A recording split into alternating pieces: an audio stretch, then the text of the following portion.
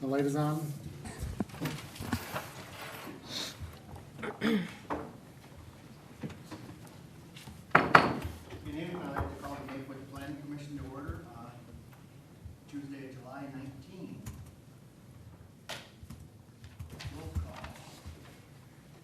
Right down here. Paul Hinkle present. Tyler Deacon present. Cheryl Sapolsky present. Approval of the agenda, corrections or additions? Chair and Commission, staff does not have any amendments to the agenda as presented. Move to approve the agenda as presented. Second. Motion by Desar, second by Fred. All those in favor? Aye. Hearing all ayes. Approval of the minutes. Any corrections or additions to the minutes? Chair and Commission, staff does not have any amendments to the minutes as presented. Anybody catch anything? Need a motion? Move that we approve the minutes as written. Second. There's a motion by Fred, second by Desar. All those in favor? Aye. Aye. And one abstention. Okay. We are at public hearing number 1, capital improvement plans 23 through 27. Staff? Chair and Commission, so tonight is the annual review of the capital improvement plan. Ellen Paulseth, the city's finance director, is here tonight, and she'll walk through a presentation for you and be able to answer any questions you may have of that presentation. And then ultimately, we're looking for a recommendation on the capital improvement plan from you tonight. So with that, I'll hand it off to Ms. Paulseth, who will be walking through a PowerPoint if we can bring that up. Thank you, Mr. Martin, and thank you, commission members. If we can get the PowerPoint up. And again, this is a presentation on the capital improvement plan for 2023 through 2027, or 6, I guess? Or no, 7. And so your role tonight is to consider the projects and determine whether or not they are in compliance or in alignment with any of your planning processes. And I believe that staff has conducted a review of those. In most cases, we're talking about road projects or park projects or capital equipment. Generally, these will not interfere as the road projects are not new developments. They are reconstructions and overlays. But we're going to walk through a similar presentation, only slightly more abbreviated than what the City Council has already seen and will be seeing again. So again, tonight your role is to ensure that the projects are in alignment with the comprehensive plan and other planning processes. And if you have concerns about that, then staff will relay your concerns to the City Council, and a City Council member is also present tonight to hear those concerns. The capital improvement plan process goes on all year long. We start out with identifying needs, walking through our long-range strategic plan, looking for funding sources, developing a 5-year plan and a 10-year plan, formulating a budget, and implementing the plans into the annual capital budget, and then finally implementing the CIP. And we continue to do that. Every year the CIP gets updated. So that's why you hear this presentation every year. Just briefly, we want to talk about capital improvement plan financing so that you understand that the city does have a variety of mechanisms to finance these projects. It's not strictly just tax dollars. So in the case of vehicles and equipment, we are on a pay-as-you-go basis. We don't borrow money, but typically that comes directly from tax dollars. Building improvements come from building funds, which are also derived from tax dollars. If the improvement is large enough, or if it is a structure such as the fire hall, the city will issue debt. Streets are financed through debt, franchise fees from the utilities, local government aid, and municipal state aid. Park improvements are generally from fees charged to developers and could also be debt. And redevelopment may also involve tax increment financing. So the council has some principles that they've established for developing the capital improvement plan. They set priorities at a strategic planning session. Their goals are to reduce the city's amount of outstanding debt while continuing to improve streets to an acceptable level and leveraging all of our state aid and local government aid to the extent possible to pay for these capital projects. To continue to go pay-as-you-go as much as possible without issuing debt, ensuring that the projects are sustainable, allowing some room for economic development, and balancing all of those needs. So this is the timeline. You are listening to this presentation tonight. The council will discuss it again at a budget workshop. It will then go to the council in December for a hearing and adoption. The purpose of the plan is it's to provide a planning document. It doesn't authorize the expenditures. The council has to do that each time the spending occurs. So for the council to adopt this plan or for you to adopt this plan doesn't mean that anything is authorized. And it's also required, it's a required part of the process to issue debt for some of the street projects. So overall, you're looking at a 5-year plan. We do plan for 10 years, but we only publish 5, as that's a little bit more realistic. 64 million over 5 years. Most of that is streets. 76% of that is streets. A small amount goes into parks, about 7.5%. Small amount in building improvements, about 1.8%. Equipment takes up about 11%. And economic development may or may not take up a small amount. We have a placeholder in there for economic development projects. Often those are pay-as-you-go projects. So Mr. Love, the city engineer and public works director, is also here tonight, and he's going to talk a little bit about the next couple of slides, the street CIP plans for the next 5 years, and also what will be happening next summer. Yes, Mr. Chair, members of the commission. So in this 5-year plan, we have about 18.77 miles of roadway. That's about just shy of 14% of the city's roads that we are proposing to reconstruct. One of the things that we do besides reconstruct roads is we've been using spot paving, which is, we have a picture here where our crews go out and pave like a thin Band-Aid, a thin overlay over areas that we cannot maintain with normal pothole fixing. This provides relief for the residents. It's been very well received, and it also cuts down on the number of times our staff are going back and filling the same holes over and over again. And this helps us buy some time to get to areas that are outside of the 5-year CIP plan. And the money for that comes from our street revitalization fund, which is our franchise fees. Go next slide. So next year we have 2 projects.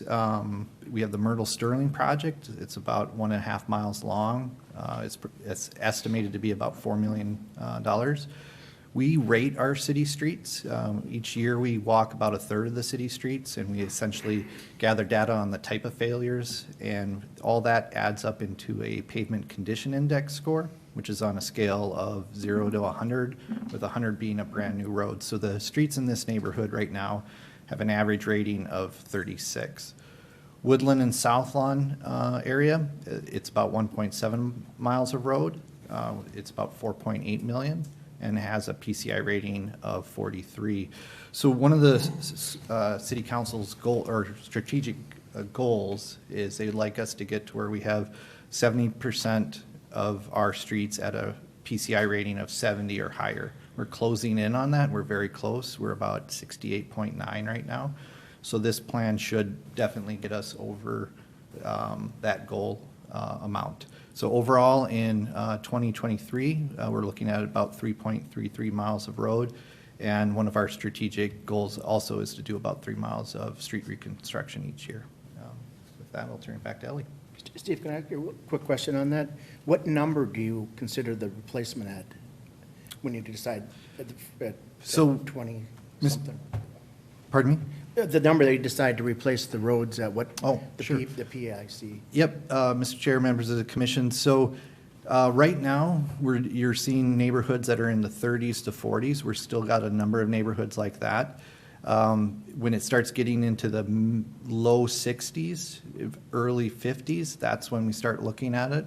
Right now, all the projects are below, 50 or below in the 5-year plan.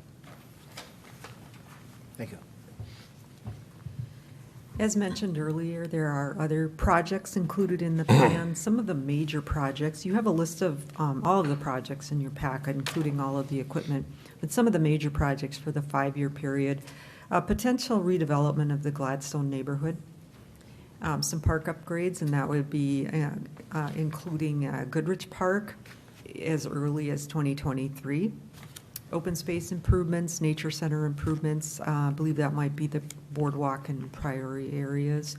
Some facility upgrades, minor facility upgrades, lift station upgrades, and some county projects, Rice Street, County Road C, and White Bear Avenue. And those are typically projects that are done in partnership with the county and often led by the county, but they are part of our CIP because we have some participation. So again, tonight, the Planning Commission considerations, I went through this rather quickly because it looks like you have a busy night tonight and a lot of people waiting. So again, your considerations are to determine whether or not any of these projects are not conforming with the comprehensive plan and some of your other planning processes, paying special attention to the 2023 capital improvement projects that Mr. Love described. With that, we will entertain questions or turn it back to Mr. Martin, either. I have a question. I want to go back to the street maintenance or street improvement that we're talking about. You indicated that you walk around to assess the condition of the street within neighborhood or within the city. I'm just wondering, do you take comments from the public if they mention about, oh, this street is bad, please could you look at it and all that stuff, and use that in your evaluation or in your assessments? Yes, Mr. Chair, members of the commission, we do actually take that input and we track it in our asset management program. And so we can actually map out where those requests are coming from.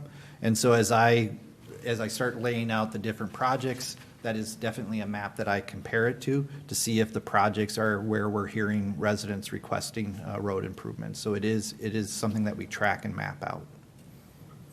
Oh, I'm just wondering, how does the city complement a border street with City of St. Paul? How do you do that, Yeah, Mr. Chair, member of the commission. So example, we have a project this year, our Jarvis project. It has a border street with North St. Paul, so we begin communicating with them early. And then typically what happens, depending on whose project is maybe more in the city of, takes the lead. So for example, we're the lead agency for the Jarvis project, which has Ariel Street. And we work in collaboration with North St. Paul on that. And then we enter into an agreement with North St. Paul for the sharing of the cost of their share of the project, for example. So do you run into situations where it's a high priority for you to make the street, but North St. Paul says, no, we are not doing our part because it's not in the budget? Chair, members of the commission, I haven't ran into that yet, but that is always the possibility, and then it's a matter of trying to pick a time that works for both agencies, and then maintaining the road until then. So to do half a road I don't think would be in anybody's best interest, but I haven't ran into that problem yet. I'm just wondering, are you guys currently talking about Lapinto east of White Bear? Mr. Chair, members of the commission, Larpenter, did you say east of White Bear? Yes. That would be a county road. So the county would be leading that project. For example, they are planning a project for Larpenter at White Bear Avenue, and that it's a couple blocks either side. So they're coordinating with both the city of St. Paul, Maplewood, and then of course the county is leading that project. Steve, what percentage is on the road projects is, they have that number there, that is the homeowners, in comparison to the city's input on that. Is it, because it should be, the quantity that goes in should be greater from the homeowners than the city, right? Is that kind of how that works? Are you, Mr. Chair, members of the Budget. commission, are you talking about the assessments? On the budget that's spent on that, is that the city's money there, or is that a combination of the city and the homeowners? Mr. Chair, members of the commission, that is an overall budget number. It's generally funded through multiple sources. It could be through our street revitalization fund. It could be through bonding. It can be some of our fees like the EUF, which would be storm sewer, sanitary sewer funds. They contribute to the projects, as well as assessments to the property owners. So that's, when you're doing a project, that's always calculated into the budget, then what the homeowner's putting into it, then it's.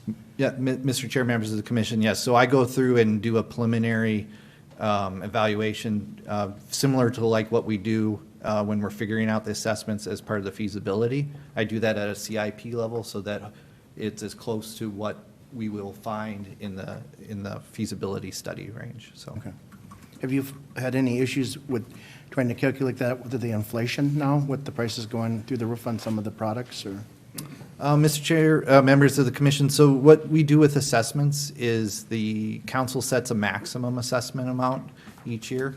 And then as part of the feasibility study, we hire an independent appraiser for each project to do an evaluation of what that assessment can be, because by state statutes, you cannot assess for more than the benefit of the property. So that does take in account current markets. And then we take the lesser of those two values. So it can never be higher than the maximum that the city council sets, but it has to be meet the benefit to the property test of the appraiser. Okay.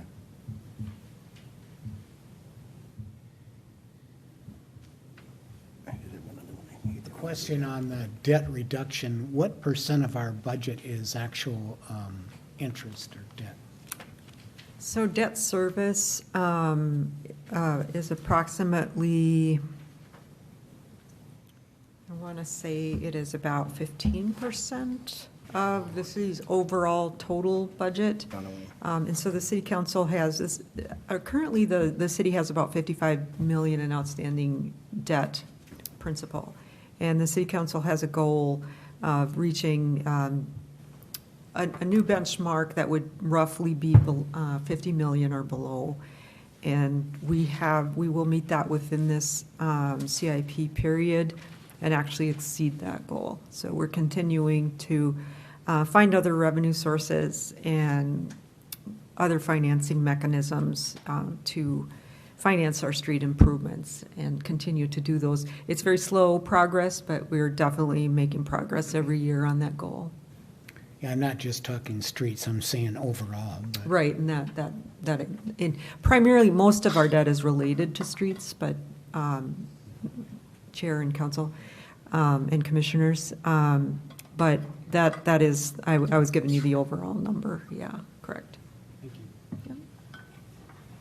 Are there any inclusions in the 2023 budget that represent delays or pushbacks in projects from 2022? Chair, Commission, I'm not aware of any that were pushbacks from 2022. When we did the projections last year on this, how close were we on the budget? Were we pretty close on it, or did you go over or under, or are those numbers pretty consistent, or? Okay, Chair and Commission members. So if you're talking about the general fund, which is the city's primary operating budget, the city had an operating budget of about 22.6 million, and spent just under 22.1 million. So there was an overall surplus of about 3.7 million. There was some transfers in and transfers out. Revenues came in slightly above budget at 26.2 million. So there was an overall surplus of about 3.7 million, and that was largely due to the federal COVID ARPA grant that the city received.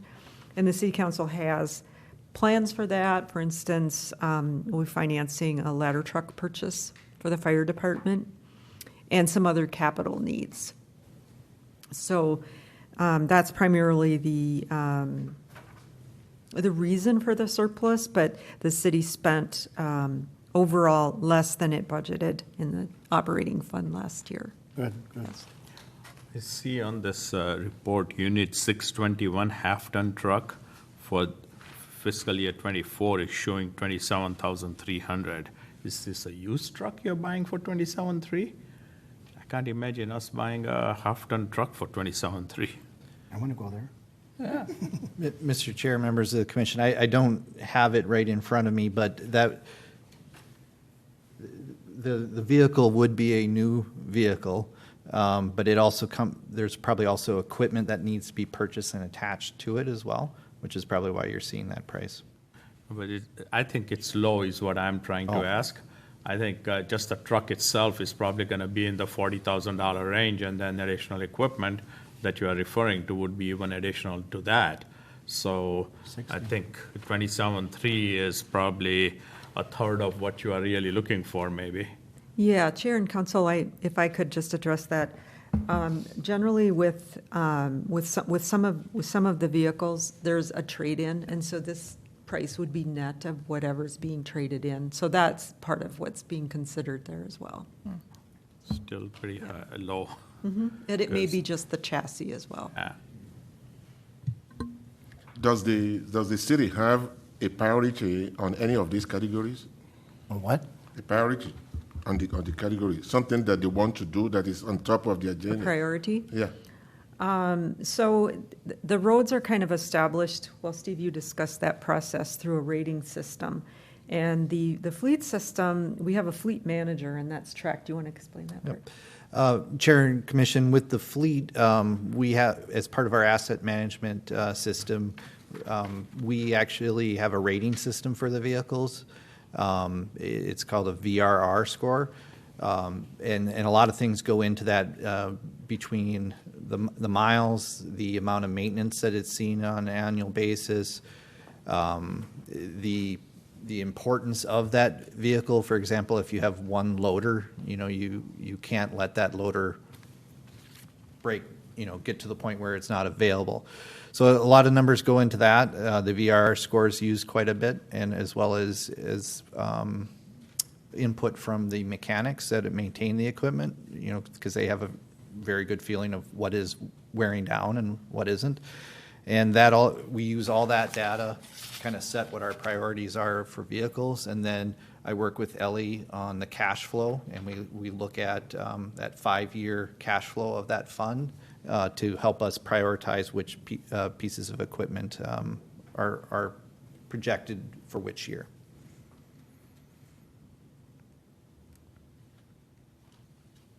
Is Goodrich our last park to upgrade?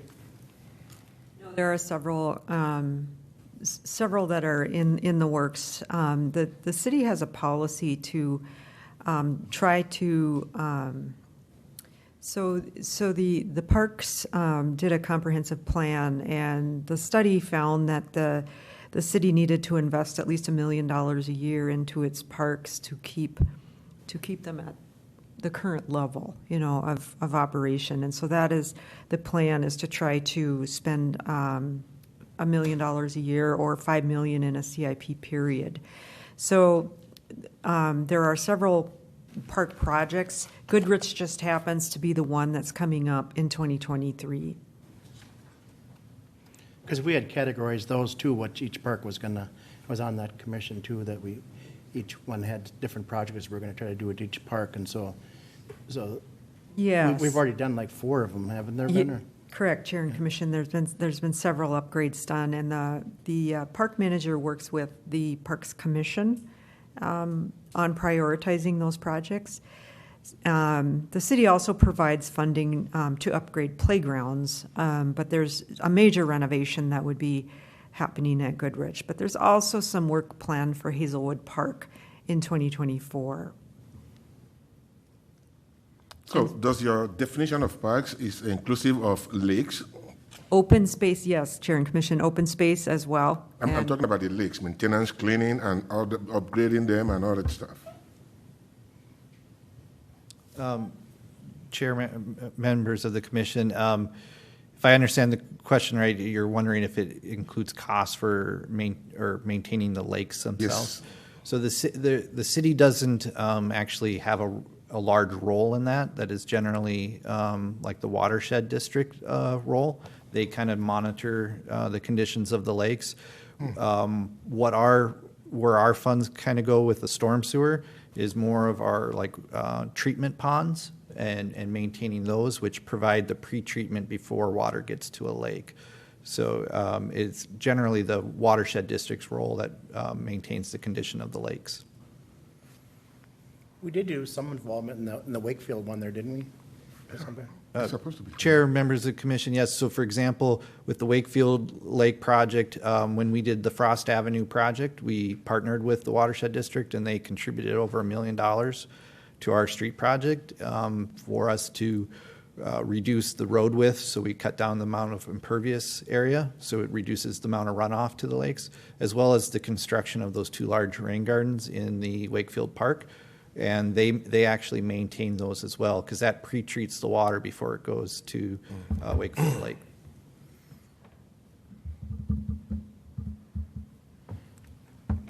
You're shaking your head, or do you have something else? Just looking at this capital and You good, Fred? Cheryl? Alan? I'm done. I'm good. Okay. I think we're all good. Thank you very much. Thank you. Chair and Commission. Chair and Commission, this is a public hearing, and ultimately you would make a recommendation, Okay. just as a Do we reminder. have to open it up for anyone here? Yep. So this is open to the public right now, if anybody would like to have any questions or concerns, and we'll try to limit that to 3 minutes too then, so if anybody'd like to come up and have a question or anything. It's your city. Okay, I'll ask one more time. Well, actually, 2 more times. Anybody? One more time. Yes, on the capital improvement right now, yes, yeah. Okay, last call. Public hearing is closed. Thank you. We need a motion. I'll motion to approve the draft capital improvement plan. There's been a second. Motion by Cheryl, second by Fred. All those in favor? Aye. Can't hear Lou all the way down there. You said aye, did you? Aye. Okay. Hearing all ayes, this passed, but this is just our recommendation. This will be go before the city council on a couple months, or? December 12th. December. Okay. Thank you, guys. Thanks, Steve.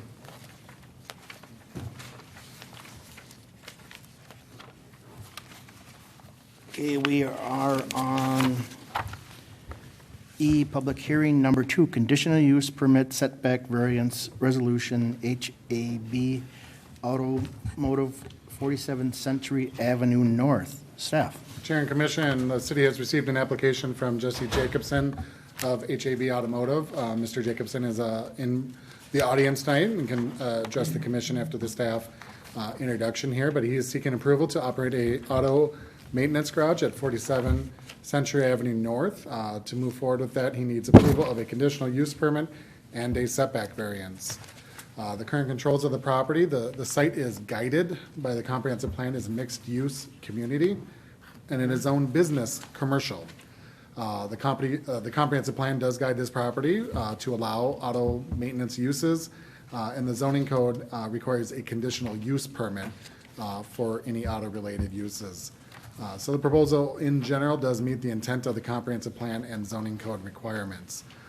Some background to the site itself. In 1979, the city approved plans for the existing building to be constructed, and it was to house an auto parts store, which it did for several years. An auto maintenance garage business was eventually added to the west side of this building. Since that time, the building has sat vacant for several years, losing its non-conformance status. So in the past, those uses were permitted by right, could locate there. Current conditions, like I just mentioned, require a conditional use permit and as I'm about to talk about, also has a setback requirement. So any future auto uses need to meet those standards. I did mention in the staff report, but not here on the slide, a couple years ago, a dog daycare use was approved for this site, which did not move forward. As outlined in the staff report and in the applicant's submittal, they intend to use the site to perform mechanical repairs, calibrations, and diagnostics on vehicles that are already undergoing auto body repairs at their other Hepner's auto body and glass locations. It is not their intention to do the auto body work on this site, and the applicant can speak more specifically to what would occur on the site. To the existing building and site, the applicant intends to leave it largely as is. No improvements to the building are planned on the exterior, that is. They would add a chain link fence to the south and a vehicle access gates to both the north and south side of the building. One of the conditions staff is recommending be part of any resolutions for approval would include that future exterior site and building improvements would need to meet all design standards and go through the city's design review process. So as I mentioned a couple minutes ago, auto maintenance garages do require a conditional use permit. In the business commercial zoning district, maintenance garages also have a setback of at least 350 feet from residential properties. So again, to have that conditional use permit and be set back 350 feet, as you can notice on this site plan to the right here, there are single-family homes immediately to the west. Now, these conditions have existed for many, many years, so this is not a new change. But again, because the building has been dormant for more than 1 year, they have to come back and meet current requirements. So a setback variance is required, and it would be for the entire 350-foot setback. Staff surveyed the surrounding properties. 75 property owners, sent them a public hearing notice. All property owners, again, within 500 feet of this site, and in both the Maplewood side and the Woodbury side, as Woodbury is on the other side of Century there to the east. We did not receive any written responses prior to tonight's meeting. So again, tonight, you're holding the public hearing, and we'll make a recommendation. The City Council will consider final approval on August 8th. Staff is recommending approval of the CUP and setback variance, subject to the 13 conditions listed in the staff report.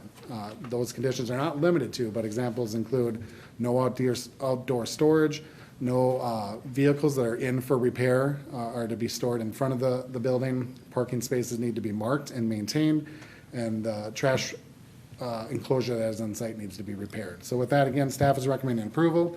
As I mentioned, the applicant is here tonight and can address the commission. And if you have any questions, staff can address those. Thank you. Mike, how close is the closest to the property then? It's 0 feet. The property lines are shared.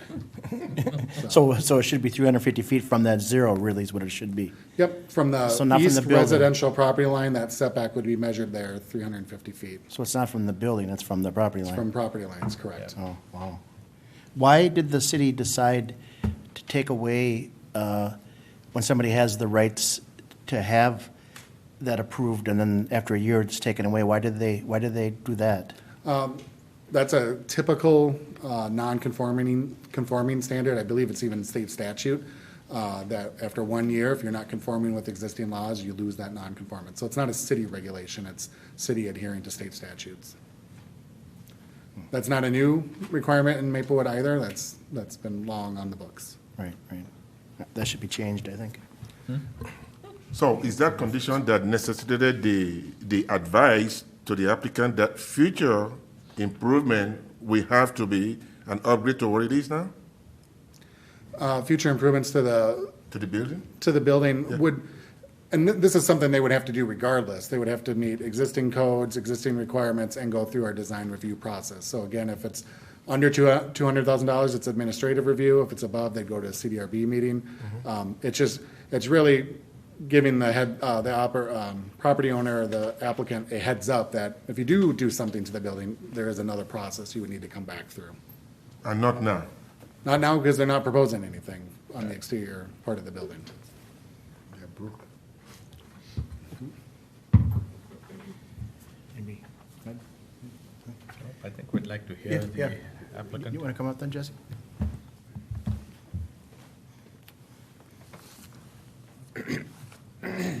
Excuse me, I'm fighting some congestion. Chairman, Planning Commission members, staff, thank you for hearing me this evening. Again, my name's Jesse Jacobson with HAB Automotive. HAB Automotive is a division of Hepner's Auto Body and Glass. We do have 6 locations here in the East Metro. We're a family-run organization. We love working in our different communities in St. Paul, Woodbury, Inver Grove, and Hudson, and would love to be part of Maplewood as well. As far as the operations in this building, we currently do these operations out of one of our body shops that's in Woodbury. We are outgrowing that location. That's why we would like to relocate these services we already perform to this proposed location. We do not own this building. We would like to purchase it. So we feel comfortable after knowing what we're trying to do with the building. We already do these operations, that it would be a good fit for the area. What exactly will you be doing in the building? The back half, where there are 4 mechanical bays that staff already discussed, that would be reserved for the mechanical portions where you're repairing suspension. Again, these vehicles that would be in this building would be coming from one of our 6 locations, so they already have a collision damage to them. They already have some sort of suspension damage. Many of the repairs that you do today, they have to pull the engine and transmission out of the car to be able to access frame rails. So that would be a site where we're pulling an engine out of the car. So that's kind of the heavier mechanical operations in the back of the building, the back third. The front 2/3, that used to be the auto parts store, and then there was some storage space in the middle of the building. That would be our calibration area. Every new vehicle from 2023 on has to have automatic emergency braking. That requires a radar. If that radar is ever taken off or removed or damaged in an accident, it has to be recalibrated. You need to have 30 by 50 feet space to be able to calibrate some of these radars and sensors in cars. That's just automatic emergency braking. If you have a newer vehicle, it may have lane keep assist. Those are all operated by cameras and sensors. There's LiDAR, radar. It gets very extensive as far as all these new vehicles go, as far as ADAS systems. These are advanced driver safety systems. They all require calibration, and you can't calibrate these vehicles in a confined space because it'll pick up metal objects, other vehicles, so that's why we would need a large clear space like this building offers, and that's what really attracted us to this building, is the potential use. There's no columns in the center of the building that we're looking at. It's a very open, wide space. So I would like to reiterate that this is not like a quick lube place. We're not changing tires, brakes. This is not like a high hops tempo as far as customers coming in and out. We're not constantly using air guns and taking tires off of cars, and we're not storing any large oil waste or storing bulk fuel to replace that. So we are not a quick lube place. It will just be for mostly our internal repairs. What do you think the noise level will be? You think it'll be 60, 70 decibels, or is it? That sounds adequate. Most technicians these days use battery-powered tools, so you're not. The compressor we plan to put in this building is pretty small, piston-driven compressor that will be in a confined space.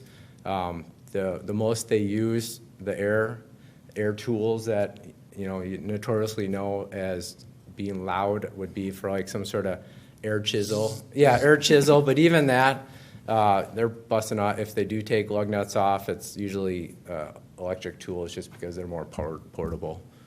You're not dragging an air hose around. So Is the building air conditioned? it is not. There is an air conditioner on the front part that used to be the retail auto parts store, but we are working with a contractor now to hopefully air condition that front 2/3. That would be part of the recalibration diagnostic area. So then the doors wouldn't have to be open for air circulation, it'd be, In the back, they would be. okay, In the back. okay. So are you proposing to buy the building if you got approvals? Yes, sir. Okay. Now, the building's been vacant for so long, is there not any maintenance that needs to be done on the outside, or is it just painting and things that'll be just enough to make it look good, or? Right, there are some holes in the building from some awnings that had fallen off, so there's some general, we take care of our facilities. We own 5 out of the 6 current facilities that we have. So we would like to repaint the building eventually. I know it looks a little rough right now, but we feel putting the fence up would help fix some of that, painting the building eventually, fixing the trash enclosure, fixing some of the awnings and repairing some of the holes. And it's 1979. It needs some work. Some TLC. Yeah, especially most of the renovation work would be on the inside, though. It's built out with some offices and some things we don't need. So is the chain link fence see-through, or is it got the grids on it so you can't? We could do whatever staff. I was just questioning what yeah. you were doing, because you were saying that we wouldn't be able to see through the fence very easy, but you still would if it was just a regular fence, right? That is a good point, yes. I was thinking just a plain chain link fence, but we are open to whatever the city, would advise us on. If it needs to be a wood cedar fence for privacy, that's fine too. Well, is the back all trees between then and the houses, or is it open, or what is, I see there's brush there of some sort. There are trees along that, and then there's also a wooden fence that blocks the property from the neighbors. Okay. I guess we'll have to hear if anybody has any say about Correct. that, so. How do the vehicles get to this shop from your other shops? Some will be driven if they Okay. just need a pure calibration. They've been repaired, everything is on it. We don't calibrate the vehicle until it's completely ready to go. So those will just be driven over by our employees and recalibrated. If they're not drivable, they would come in on a tow truck. And will there be any storage will tow trucks stay on the property? Would they go back? Okay, so it No, would just be to drop a vehicle and transport? Correct. We do not own tow trucks Okay. in our company at all. We would not be doing that, no. And for the neighbors' concerns, we have just a little background in the city of Woodbury. We have a conditional use permit in one of our locations because we border neighbors as well. And went through a similar process as far as, tow trucks aren't dropping off at night. There will be, backup beepers. The gates will be locked. We'll be sure that nothing gets back behind those gates, after in the evening hours. Great, thank you. You're on the frontage road there, right on 94, right? Isn't that, That is the old car wash okay. in Woodbury. Yeah. Where are you located in Woodbury then? We have one on Radio Drive there by the Lifetime Fitness, and then the other location that we currently do these services at is off of Wood Lane and Valley Creek. Okay. Mike, once they get the approval for this, they can do, pretty much it has to do with mechanical stuff there then, right? They don't have to come back in any other approvals or anything, or? Correct. Chair and Commission, it's auto repair approval. So that's the broad scope of it. Right. Yeah. Okay. But they don't have to worry about cleaning up the exterior of that building? Chair and Commission, from a land use standpoint, no. Yeah.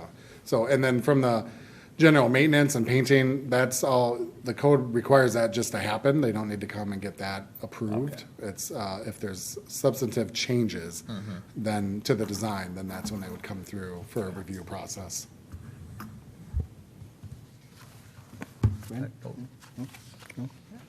Thanks, Jesse. Thank you. Thank you, Chairman. Planning Commission members, thank you. So we will open that up to public, if any would like to come up and speak on this.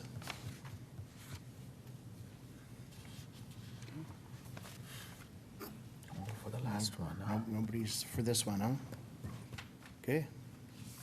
I'll ask again, any last calls? Okay. Close the public hearing then. And we need a motion. I'll make a motion, Chairman. Motion to approve a resolution for a conditional use permit and a setback variance permitting an auto maintenance garage business to be located at 47 Century Avenue North. Second. Motion by DeSauer, second by Allen. All those in favor? Aye. Aye. Hearing all ayes, pass. And this is just our recommendation. This goes before the city in August 8th. August 8th. So you can do whatever you'd like on the fence then, so. Good luck. Thanks.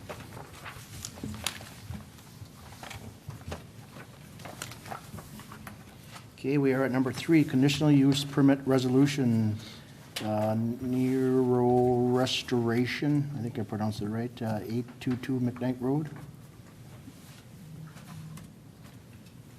Staff? All right, good evening, Chair and Commission. Neural Restorative is proposing to construct a single-dwelling home on the property and operate a residential rehab home for persons with neurological injuries. The address is at 822 McKnight Road. The site is just over an acre in size, and it's currently vacant. They are before us tonight requesting a conditional use permit. The current controls of the property, the land is guided for low-density residential, and it is currently zoned single dwelling. The comp plan guides the property for residential uses, including traditional single-family detached and attached homes, townhouses, two-family homes. The proposed residential group home meets this intent.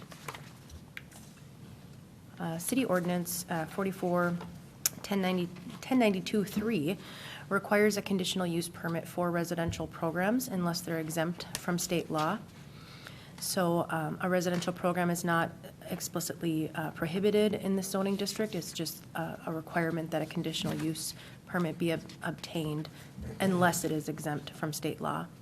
State law exempts residential programs from local zoning authority when the care is provided for under 6 persons and licensed by the state.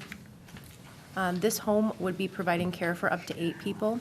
It would be licensed by the state, so it's not exempt from the state. And that's why, because our ordinance requires that conditional use permit, that's why they're making this request.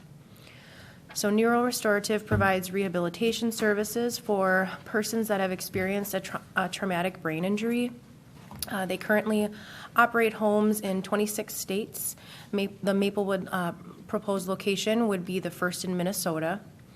The home would incorporate ADA compliance elements, and a preliminary site plan and elevations as well as interior floor plan have been provided by the applicant. I'll just go through those briefly. So they had a survey completed of the site here. And again, this is preliminary, but just to give a sense of how they're looking at locating the house on that site. So they are proposing to use that existing driveway entrance and then kind of have it go up to the north east, farther out of that wetland area, which staff is supportive of. According to this preliminary site plan, it appears to achieve city standards in terms of setbacks in the zoning ordinance, but as well with the wetland buffer. And of course, at the time that a building permit would be applied for, we would review all that information, and the project would, of course, need to comply with our codes. Again, a preliminary elevation rendering was submitted just to give you a sense of how they're envisioning the home to look from the outside. And then the floor plan. The floor plan showing the garage space, kitchen, dining room area, and the bedrooms and bathrooms. So as far as the staff review, there were no concerns from staff from a use standpoint. There is an environmental review report that was included in the staff report for this item.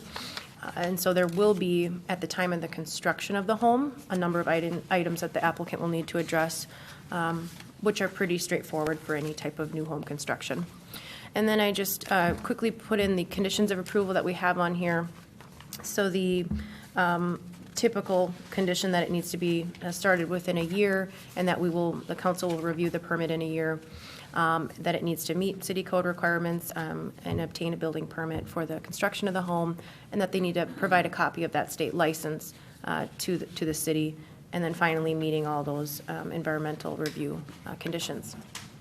Staff surveyed the surrounding properties and sent a public hearing notice to folks within 500 feet of the subject property. And since that report was prepared and distributed to you at the end of last week, I did receive 3 phone calls just over the weekend and on Monday. So prior to that, I did not receive any phone calls or formal written comments or emails. So one person that I did speak with lived across the street in St. Paul and was opposed to the proposal and mentioned that they would not be able to make the meeting, but that they were not in support of it. The other 2 callers, one I was unable to make contact with, but I did leave a voicemail and did invite them to attend the meeting if they're able to. The other person I did speak with just had general questions about the proposal, but did not voice any objection. So again, everyone was invited to attend the meeting. So with that, the conditional use permit application is being reviewed by you this evening, and then it will go to the City Council on August 8th. So staff recommends approval of this permit, and I'm happy to stand for any questions that you have, and I believe we have some representatives here tonight from Neuro Restorative that can address questions that you have specifically for them. How many square feet is it? The building itself? Does it say on here? 4,692 square feet is the proposed house. But it's all single level. Is it unusual to have a house like this in a residential area like this? That's usually, to me, it would seem like it would be more of a facility, a doctor's facility building or something that, you know, is it unusual then to have? Chair and members of the commission, not necessarily. Again, the only reason that you're seeing this application before you is that it requires a conditional use permit because it is licensed by the state and it exceeds 6 people. There are many types of group homes like this already in existence that have 6 people. Or, for example, a sober home or other types of residential care facilities that are licensed by the state. There's many different types. It's just that our ordinance requires this conditional use permit. So is it common? Yes. Do I know how many we have? I don't think we keep track of them necessarily. But yes, it's fairly common. And I can tell you just from the calls or emails, inquiries that we do receive as staff, I'm certain there are quite a few, just because we get this question a lot. People call to confirm that it's permitted and if they need to go through this process, for example, because some cities have it. So the max is 6 that you can have that are not family member? Correct. Now, is it, you say that a lot of calls, but I think most of them are normal size houses under, 2,000 square feet. So this is double the size of a normal home. I would say typically the calls that we receive are for existing homes, but. Right, yeah, the average house. No, I just think it's unusual to have this big of a house in the neighborhood, but that's just my opinion. So I see that there is going to be 7 staff members on the first shift, 6 on the second, and graveyard shift, there are 3. What about parking? I didn't see any amenities for parking as to where are they putting the parking, how is it going to be maintained and all that, and that should be part and parcel of this Certainly. proposal. Yeah, Chair and Commission, certainly. So there is a garage that will be attached to the home, It's a 3-car. which so would, that yes, takes provide 3. some of that parking. But then in addition to that, outside of that garage area, I think they're envisioning to have, 2 or 3 other vehicles parked as needed or as when they have all their staff there. Because I was thinking more like the garage was to load, unload patients in and out of the facility, more like it, and not for parking purposes for the employees who are working there during their shifts. According to what they have outlined in their narrative, they have 1 van or vehicle that they use. So I'm assuming they would use 1 spot for that, but then likely use the garage as well. What is the calculation for impervious surface? We're not within that range at all either, right? No. I can tell you what they have, let's see. What they've indicated on the site plan.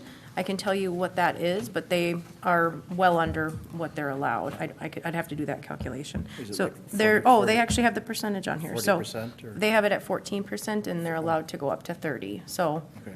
in terms of the building, and actually that's just the building coverage. So they're including the impervious or the paved area as well. So a total of their building coverage and their paved area is just 14%. Seems low. But it's a 1 acre lot, Right. that's why they've got that percentage low. It's a huge square footage. Do you have too. any more color on the neighbor who called in, who wasn't in support? And what their reasoning was? Not really, they didn't. Oh. Okay. Was that you? Okay. The person I spoke with lived in St. Paul, across the street. What is this road here? On William Tell Road, excuse me? Yeah, I didn't think so. And so that's the person I spoke with. He just said he didn't want, he was not in support of it and didn't want But it. no other reasoning? Just that he didn't want it in the neighborhood. Okay. It was a residential area, and he didn't feel that it was the right spot for it. Got it. Okay, yeah. I thought it was like 11,000 or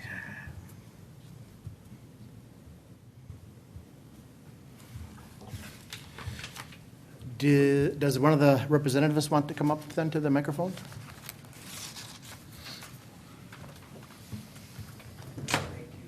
Mission and all staff that are here. My name is Steve Miller. I'm the Facilities Engineering Director for Neuro Restorative. I'm actually from the St. Louis area. My address is 8 Longshot Drive, Troy, Illinois, so just halfway down the Mississippi from here. And I would like to address just for a moment some of the concerns about the size of the building. A couple of things that that amount of square feet actually includes that large garage space as well. So that adds, typically the plan that this is based on, stock plan that's used for an 8-bedroom, 4-bath residence of this type, is about 3,770 square feet, which is a little more compatible with a large family home. Another thing about the square footage of a home like this, considering that we provide space for people who are disabled because of their injury. Most of the people that we serve are they've either had a stroke or they've had an accident and have had a head injury, perhaps gone through the windshield of a car, or spinal cord injury are the majority of the people that we serve. They're in rehabilitation, in residential rehabilitation.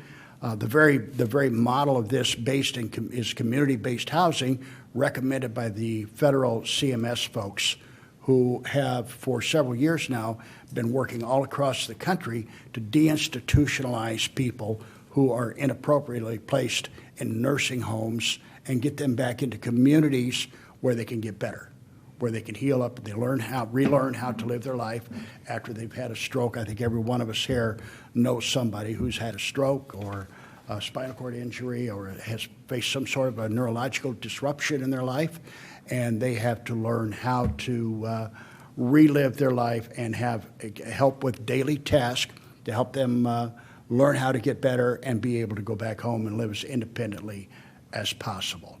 For example, about 30% of the people we serve are construction workers that have fallen off of roofs, fallen off of ladders, scaffolds, have been hit by machinery, fallen off the back of trucks, something in that nature.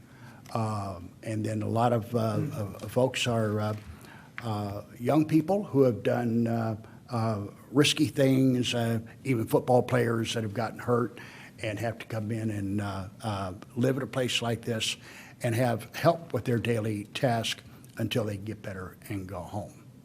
So I wanted to speak to you about the size of the building because I heard that was questioned. That's really the reason for it. All of our bathrooms are larger than most single-family home bathrooms for the purpose of providing for people who are in wheelchairs or need another adaptive living The bathrooms are much larger because they have wheel-in showers. A lot of that principle is based on, believe it or not, aging in place standards as well as universal design. Universal design says that a home is designed so that anybody with any ability or disability can live as comfortably in that house as anyone else. The whole idea is to level the playing field for people who have disabilities, because there is a dearth in this country all across the United States of housing for people who live with disabilities. And unless they happen to be wounded warriors or someone who has some special provisions for them, they go home from the hospital after they've been in an automobile accident. They go home, and maybe their family could take care of them, and maybe they cannot. Perhaps someone's had a stroke, and they go back to their home, and the other people who are living in the home are aged or disabled themselves and are not able to take care of them and take on that burden. So these are homes that help people learn how to get better and get back to their life. Would like to mention the life safety aspect of this as well. All of our homes are fully fire sprinkled, and we have centrally monitored fire alarms. All of our homes have whole house generators in the event that the power kicks off. The home is under power. We try to be self-sufficient and not be a demand on other resources within the community, and keep everybody. We're very serious about our defended place strategy and our safety record. The bottom line is that we don't ever lose people in a fire, because all of our homes are fire protected. And also, we want to make sure that we can take care of people during power outages so that our staff and the folks that we serve don't have to be taken someplace else in the middle of a storm because they don't know when the power's going to come back on. That's the purpose behind all of that. We have a very strict and robust good neighbor policy. It's our goal to be part of the community and always be a part of every solution for people, regardless of their ability or their disability, and be able to help serve them and not be a part of any problems. I'm here to answer any questions. So do you have backup generators for this building? We do, all of them. All of Yes. them, and they are going to be located outside of the They building? will be, yes, sir. Those are all code compliant, and they're all engineered and designed. We have cold weather packages as well as packages that insulate them and keep the noise down. What's the average length your patient would be in this home? The average length that they would stay. Yep. I don't know if this number still holds, but I've been with the company for over 15 years doing this. The average had what I'd always been told was about 9 months. I do have a cohort with me who's more the operational type of person she would probably be better off answering those kinds of questions. I'm more the engineering side of things and physical plant, and also business development, so I'm kind of the tip of the spear when we go into this. It's rather ironic.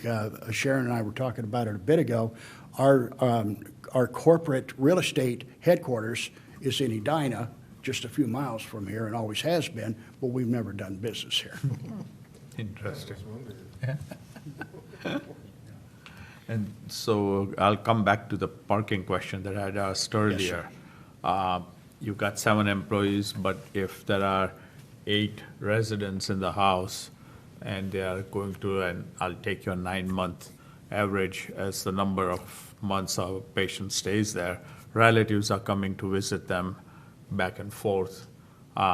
So what kind of parking accommodations are you supposed to have on your facility? I believe that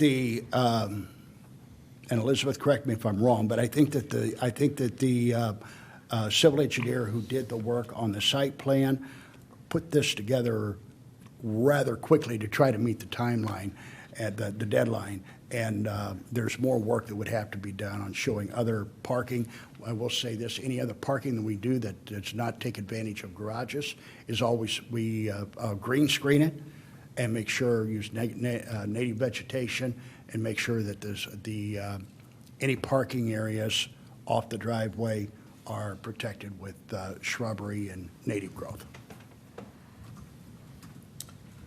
So Elizabeth, that means that the parking aspect has to still be addressed as part of this proposal. We normally get that in our presentation as part of the package to say, yeah, they're complying with the requirements for number of parking spots. In here, I don't see that, so that makes it kind of what I would call not adequate information here. So even if we pass this action, then we're gonna have to make a stipulation in there that parking aspect has to be addressed and come into compliance. Mike, doesn't the code say something about, oh, Elizabeth, sorry. Yeah, Yeah, about- Chair and Commission, the code requires for, in single dwelling, it's 2 off-streets parking spots. In this situation, like I said, they've got or yeah, as you indicated, they have 3 spots in the garage, and then there is a parking pad outside of there. The maximum that they are anticipating that there ever would be there, and that's including one visitor, is 7. So anywhere between 3 and 7 is what they're anticipating in terms of the daily vehicles that would be there. I think, as he mentioned, we could certainly look at adding a condition in there that, there be, if you'd like to see, a striped spot or something so that we know that that is accounted for on site. There certainly is enough space to do that. So maybe they could stripe a few spots outside of the garage if you'd like it to look like that, or just make sure that there is enough space. And then, of course, ensure that it's screened. I think that they're, as he's indicated, willing to do that, and that's their practice. Chair and Commissioner, I also can have you consider as another condition, limiting the ability to park on the street. I think that would be a fair condition to consider. Making sure that no parking associated with the use ends up on the public street.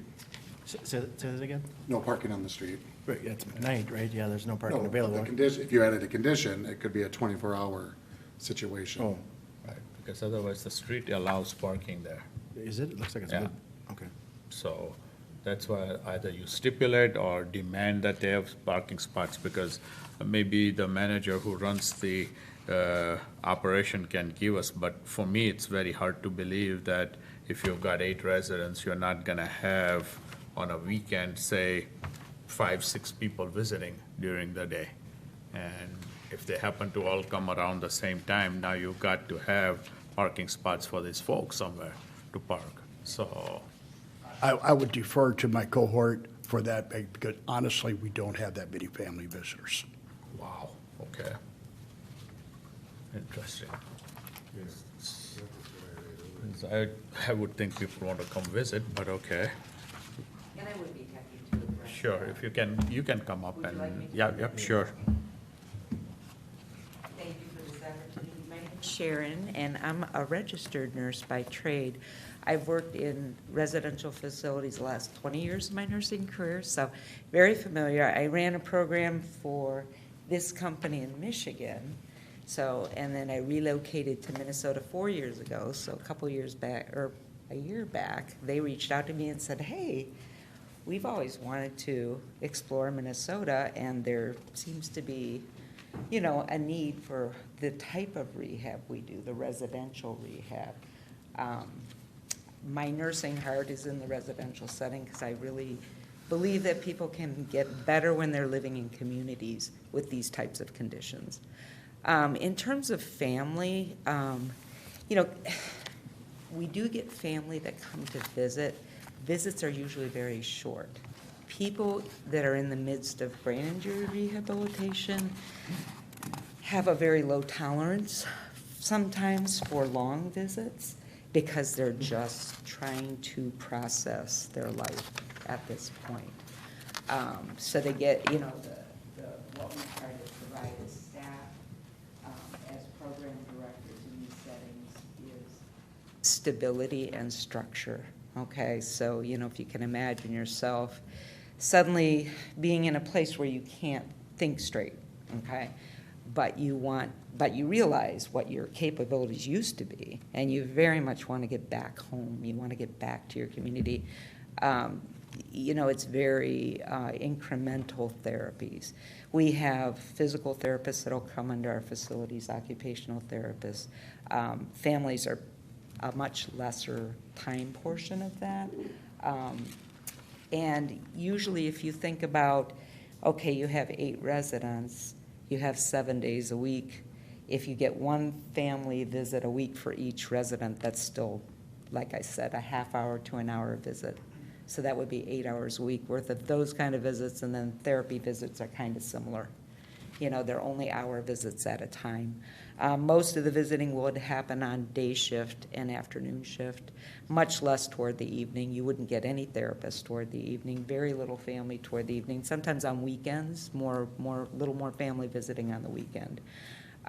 So, that tends to lower the amount of traffic that you have coming in and out of the house. I hope that addresses your question. Sure, thanks. Are there any studies that support that going from a nursing home facility into a residential facility is more beneficial? You mean a nursing home facility versus a residential facility? So, yeah, so I guess one of the things that when I was new to this industry, I had to kind of picture was, well, what are these exactly for? Well, if you picture that somebody with this kind of a trauma, goes through their acute hospitalization, and then they probably go to a place like, I don't know if you're familiar with Courage Kenny, that's your facility in Minneapolis that, gets people kind of walking and talking, but once they finish that kind of program, then it's where do they go from here? Putting a young person in a nursing home, I can tell you, is just the most inappropriate setting for a person to recover. It's depressing for them. They don't belong there. So, we typically deal with people from the ages of 20 to 60. Sometimes we'll have people a little bit older if they're getting older, as they're in our facility. But as Steve mentioned, 9 months is the typical amount of time they would spend there. Occasionally you'll get somebody that it just takes a lot longer to get them where they need to go. So. Okay, thanks. How many other total houses does the company operate? I know you said you were in 26 states. 26 states, and there's a lot, and I don't know the answer to that. Do you, Steve? Okay. Yeah. And just in terms of size, are they all 8 residents, or what is kind of the range in terms of size overall? Thank you. The state of Kentucky, for example, by their state laws, they only allow 3 residents per home. So all of the group homes, all community-based. This is all about community-based housing. Everybody with disability has the opportunity to live in the community with everybody else. In Kentucky, it's 3 beds. In Maryland and Massachusetts, for example, it's 4 beds. Iowa, Indiana, Ohio is all 5 beds. That's by mandate. Most states are, as what we have here in Minnesota, is 6 beds is typical. And then the part of the request for 8 beds, it deals also with how people are funded. Because not all funding mechanisms are the same. Some folks are, for example, if you have 8 people who are on TRICARE, military care, because they're wounded warriors or wounded veterans, and they're on TRICARE, TRICARE pays a whole lot better than some insurance policies do.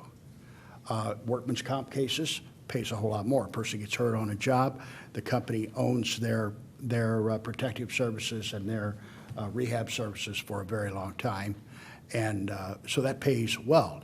Folks that perhaps do not have those benefits and may be on Medicaid or on a lower funding stream for insurance, and again, I'm almost out of my league there. It takes a mix of a certain number of those to make a house successful.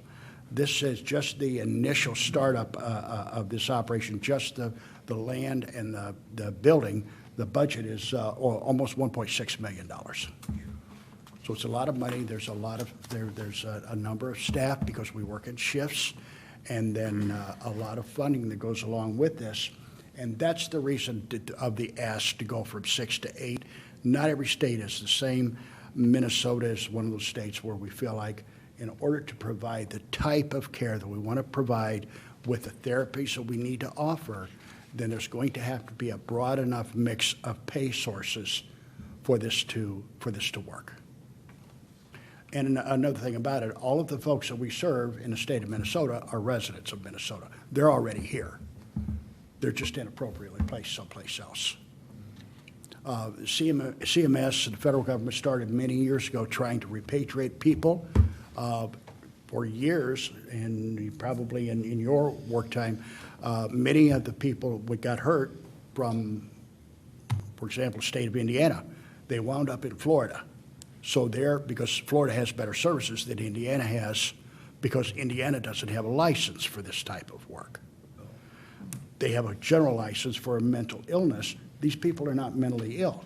These are folks that have all been injured post-birth.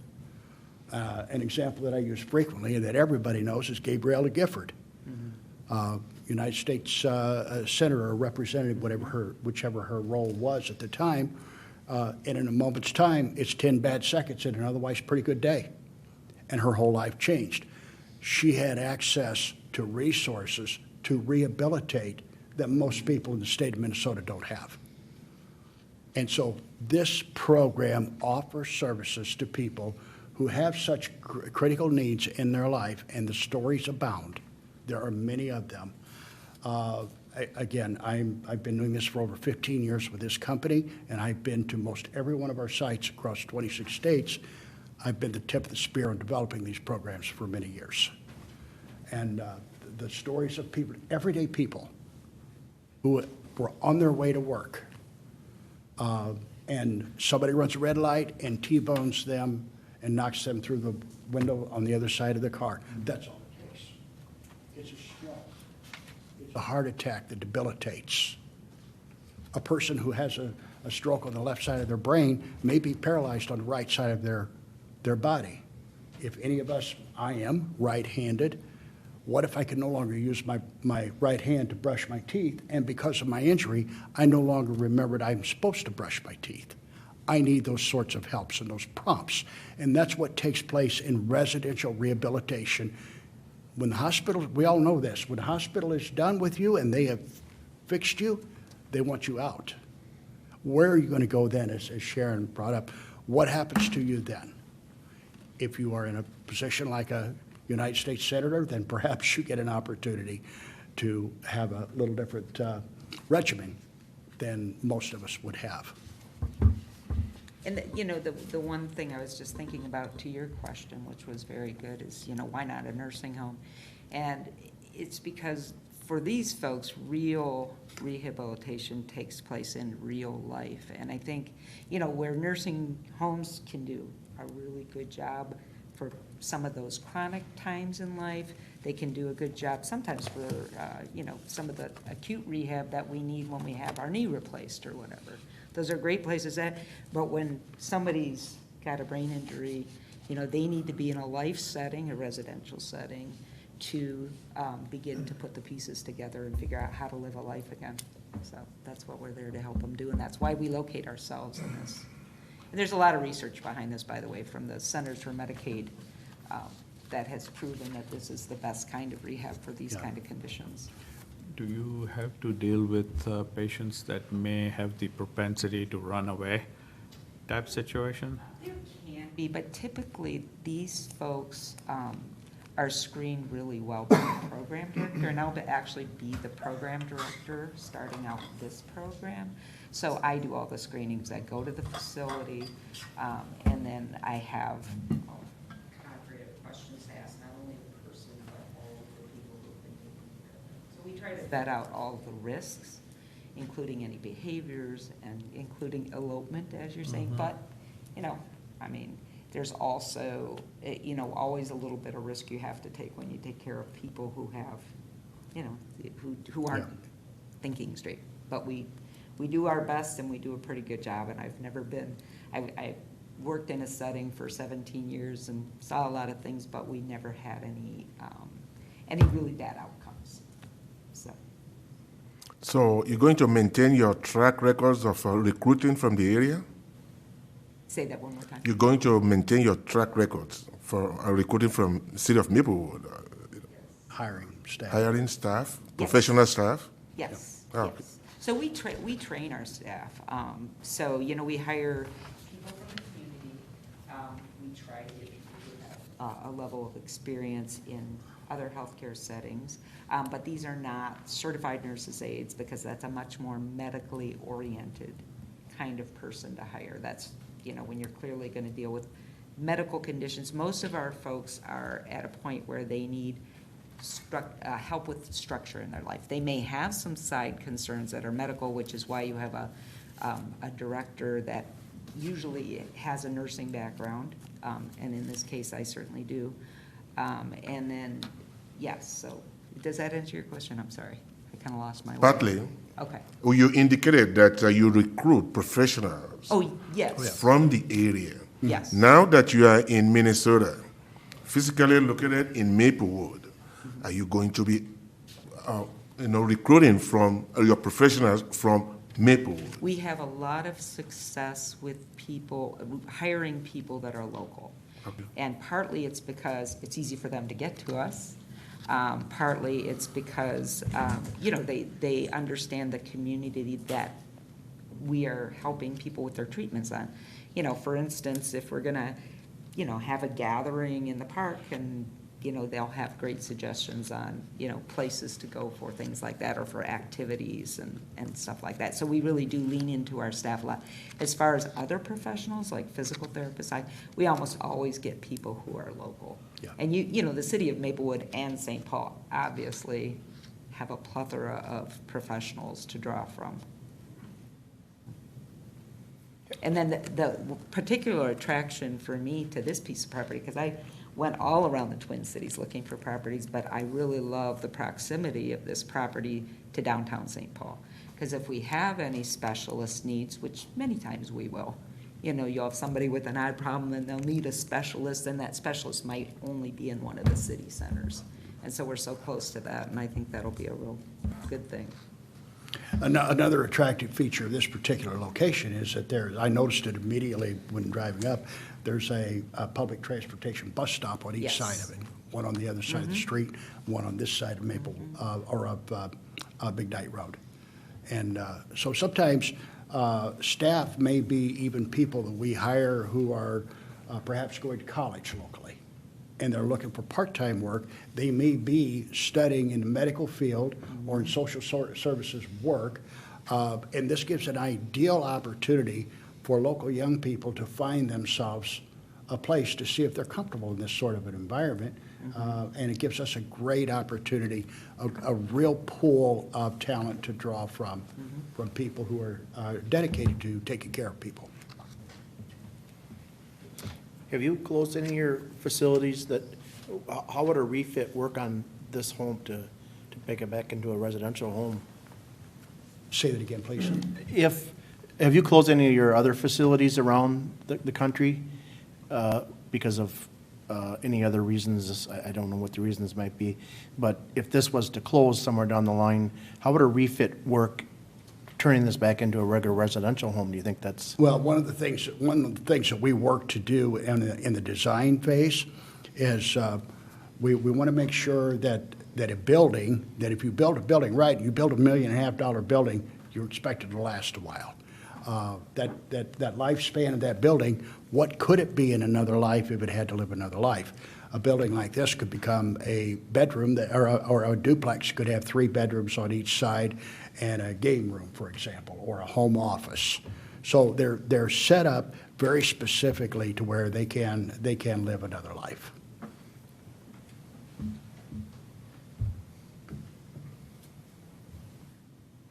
You said you are involved in the engineering part of the business. I'm just wondering, I'm just thinking in my head, you have most of these buildings around the country. What will make this very building different from others that you bring? What makes it different? Yeah. I think that the accessibility issues are probably some of the biggest part of it. The fact that the building is designed to work with people who live with disabilities. Anybody who comes to us has a disability of one sort or another. I have always had a lead role in helping to develop these places, and it's very personal for me, even though I'm close to retirement myself. But I have a grandson that lives in a wheelchair. He has Duchenne's muscular dystrophy. He's 16 years old. He's now in an electric wheelchair. He's in his third wheelchair in his life. Two of my three sons were career Army officers. Between them, 5 combat tours in Iraq and Afghanistan. And one of them had a mild brain injury on his brainstem from a bomb concussion, his second trip to Afghanistan. This is important to me. And I see the design and the maintenance and the presentation of all our buildings in this light. If I, as a father, had to have one of my sons go to a home, would I allow him to go to this home because I love him dearly? And if I would not allow my son to go to a place, I don't want your son or daughter to go to one of those places. And there are places that are out there that are not of that caliber, but we're not that group. Any green in the building? Green technology? Yes, and it's not LEED certified, if that's what you're asking. No. But there is, we pay a lot of attention to, for one thing, it may sound rather selfish, but we are bound and determined to drive down our operating costs as much as we possibly can, because the cheaper we can keep the operating cost of the building by insulating it properly, by using recyclable flooring and bedding and all of these kind of things, the more money we have available to pay staff better. And that's part of the goal too. And my role is to always, with my staff, ask the question, what can we do on the physical plant side here, on the house side, or on the clinic side to make this building work better for the people who are going to live there? Because they are, first and foremost, people. They're just injured people. And our goal is to try to make this building work for them, not against them. It's one of the reasons that we push so hard to build brand-new buildings rather than go out and try to find something that was never designed for people who live in wheelchairs. If that makes sense. Yep. Well, thank you. You've been really informative and answered all our questions, so thank you. And we might have you come back up after we have the public hearing too. So we have that open to public hearing now, if somebody would like to come up. I'll start. Thank you, Chair, Commission, and staff. My name is John Erickson, and I live about a block away from it. I see the site out my front window. Chair and Commission, just as we start, if we can make sure everyone says their full name and their address for the public record. 2206 Matterhorn Lane. This site, people have tried to build homes on it before, and they've been rejected because it's been called a wetland. One person wanted to build a home and with a detached garage, that was rejected. So I would like to know why we can't just build a home with an attached garage and single-family home. There is a wetland there. It's been acknowledged. I see it in the picture. And I read through the neuro-restorative facts. Here's a statement they make. We would not generate any more traffic than a large family would with children and friends visiting, except it would never end. It's 24/7 of friends. We all have seen homes like that. That's a lot of cars. We already talked about cars. What will happen if they do begin parking on the street? What if there's more traffic there than we anticipated? Then where's the recourse? They said no public facilities or services will be necessary, but according to the math, there will be police calls there. There will be fire calls. I hope there'll be very few, but because of the number of people there, of course they'll have. We have other group homes in the neighborhood, and occasionally they escape out of the home and come knocking door to door, begging money or stealing things. And how do we know that's not going to become another group home like that? On point 8, they said, we will leave as much natural habitation and foliage as possible. A landscaping plan with vegetation appropriate for the area will be part of the design and finish of the project. That's goodbye to the wetlands, because you can't have both. There's not enough room. There's maybe room for a small home there with a regular driveway. There's not enough room for both these. There's owls in that wetland. There's deer, rabbits, ducks. It's an incredible spot. So then they make a list of rules: no alcohol, no drugs. All those rules are fine until somebody starts breaking them. And then where's the recourse? In South St. Paul, they let Sanimax build there. I was on a commission there, and they said Sanimax won't smell.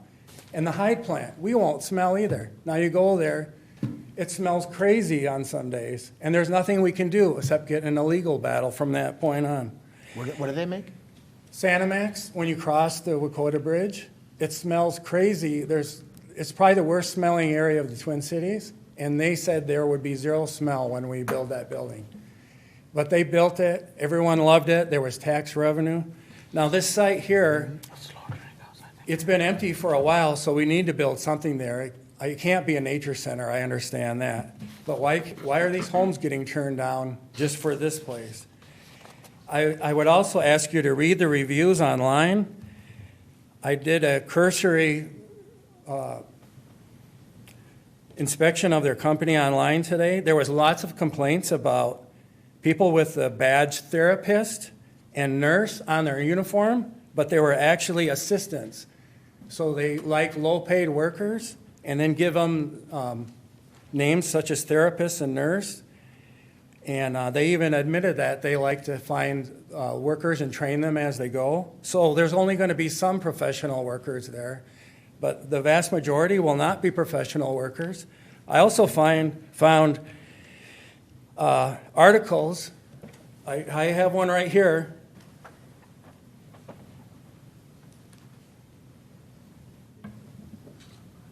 Care facility fined after woman left unattended in liquor store consumes vodka.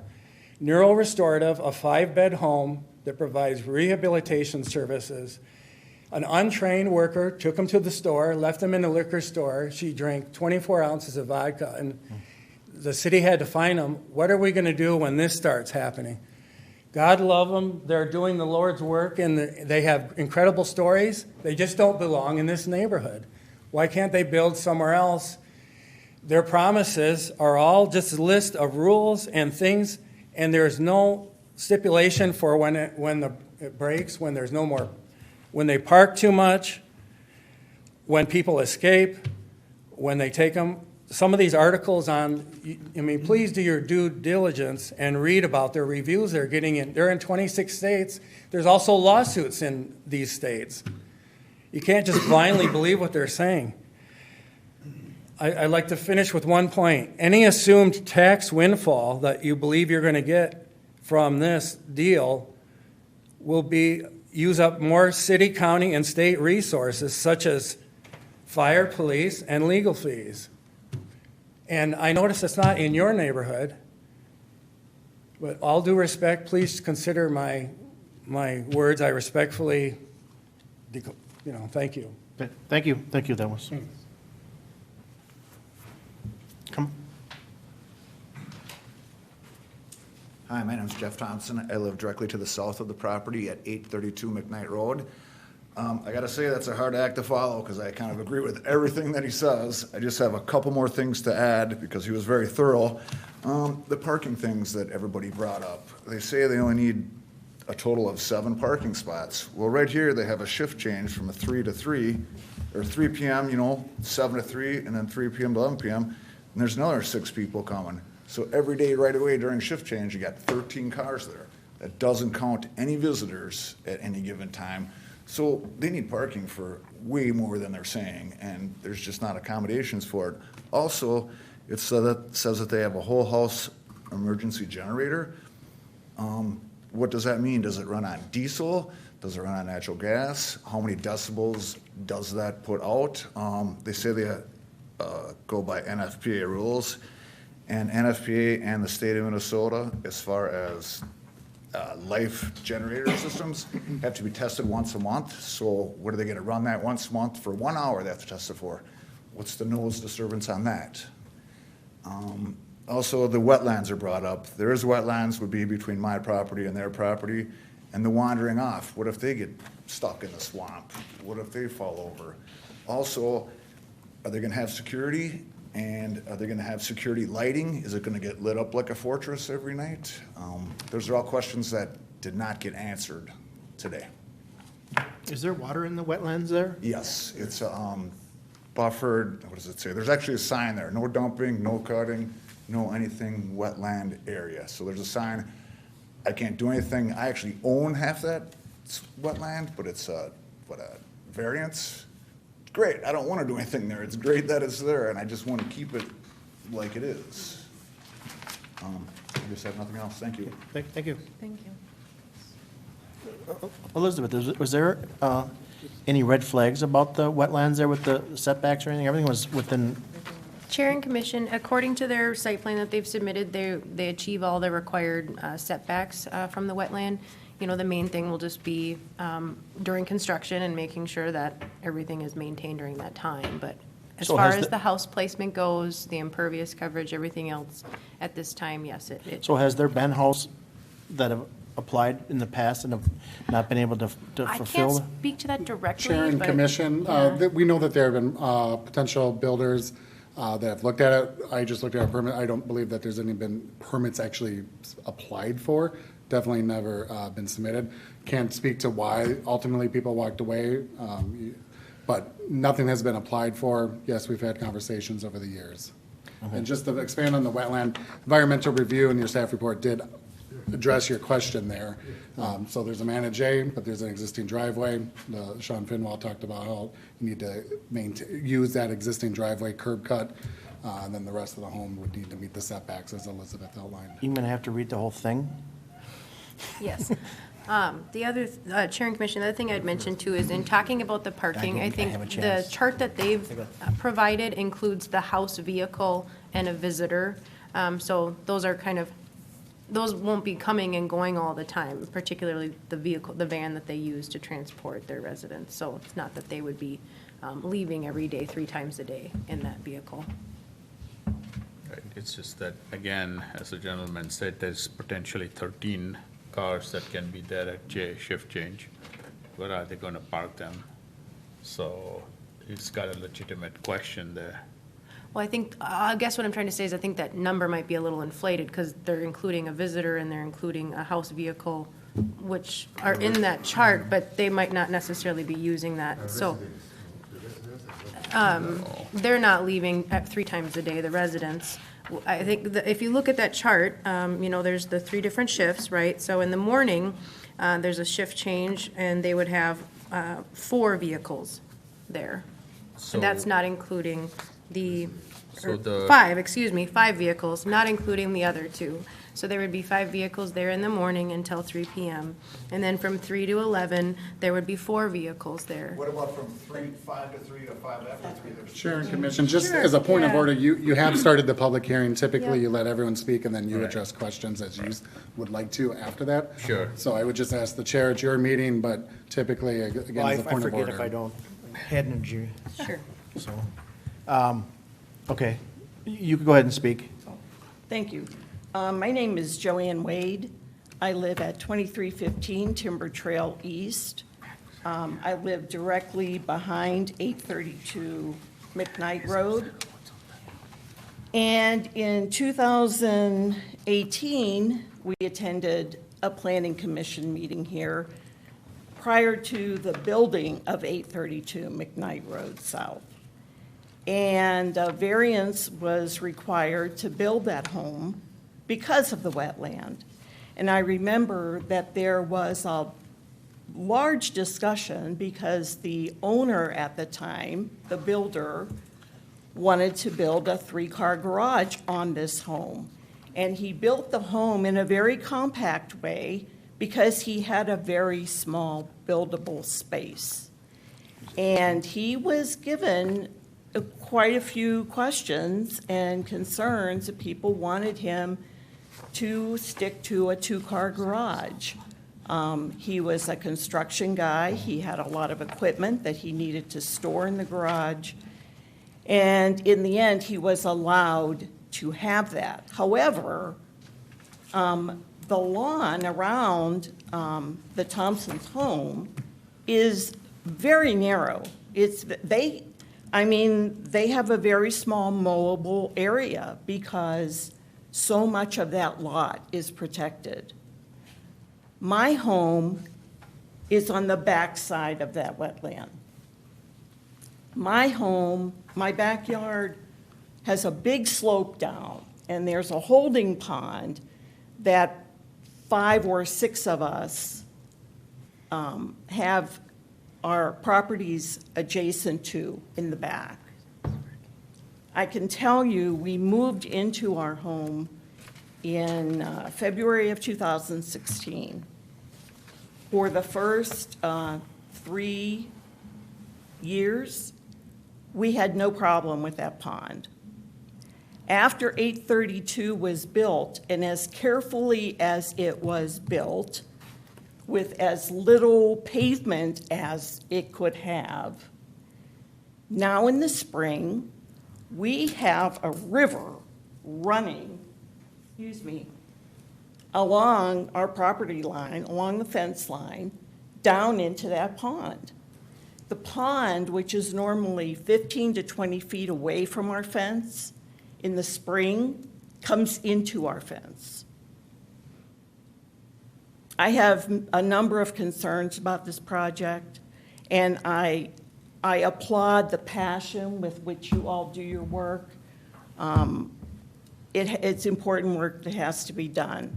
However, the home itself is large, impervious to water underneath.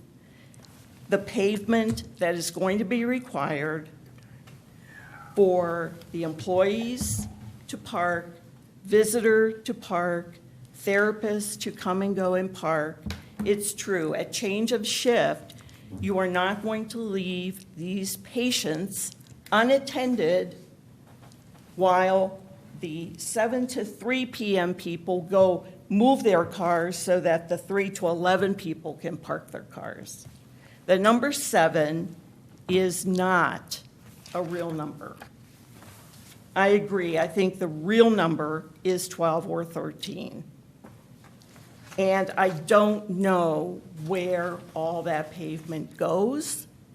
And I don't know, well, I do know where all the water will go. And it's going to affect many of us. So that's one concern. Another concern I have is that are 3 direct staff people enough to care for 8 people who have a lot of needs? The direct care staff not only are doing medications and showers and toothbrushing and helping with meals and helping with therapies, they're also cleaning, they're preparing meals, they're helping with laundry. I mean, that's a lot. And I wonder if the staffing is adequate. I also know this facility will be licensed if it's built as a assisted living facility, is what Minnesota statute will call it, an assisted living facility. And that requires that a registered nurse be available on call 24 hours a day. A registered nurse has to be the program director. I think I heard that will be the case, right? Okay. But I have a lot of concerns. We do have, and Mr. Martin mentioned he doesn't know how many group homes are in the city. I can tell you, there's at least a handful within 2 blocks of my home. South Maplewood has all kinds of group homes. And I don't know if we have become the epicenter for this somehow. And I know they're necessary. And I personally have not had a problem with them. But, you know, I just wonder. And I've had other neighbors say, another one here? Like, why? Okay, we're kind of reiterating some of the same Yes. issues, so I'm going to have it wrap it up here too, if you could. Yes, thank you. Just that quick question, when you said 832 McKnight, is that south of, which side of that property is it? Above or below the property? It is south, South. just south Directly of south. that property. Okay. And I am just to the east of that property. So you are in that cul-de-sac on Dorland Road, right? Correct, on Timber Trail East, Oh, on the timber trail. Timber Trail. Way down there. Okay. So you I are don't that white think house that- or whitish color house with a brown That's, roof? I think that is mislabeled, wait. I wish there was an address over there. Timber Trail is here, okay, I see. What was Yeah, the so word we for are that? south of Dorland Okay. on that cul-de-sac. Okay. It's Oh, not okay. labeled. So There. the red box there, that's Mm-hmm. the subject property. Within the circle there, I'll try to keep it within the circle, directly south on McKnight, that rectangular lot that's going north and south rectangular, that is 832. Right. Directly behind that is her property, Yes, the Okay. triangle. off of the cul-de-sac. Okay, so then that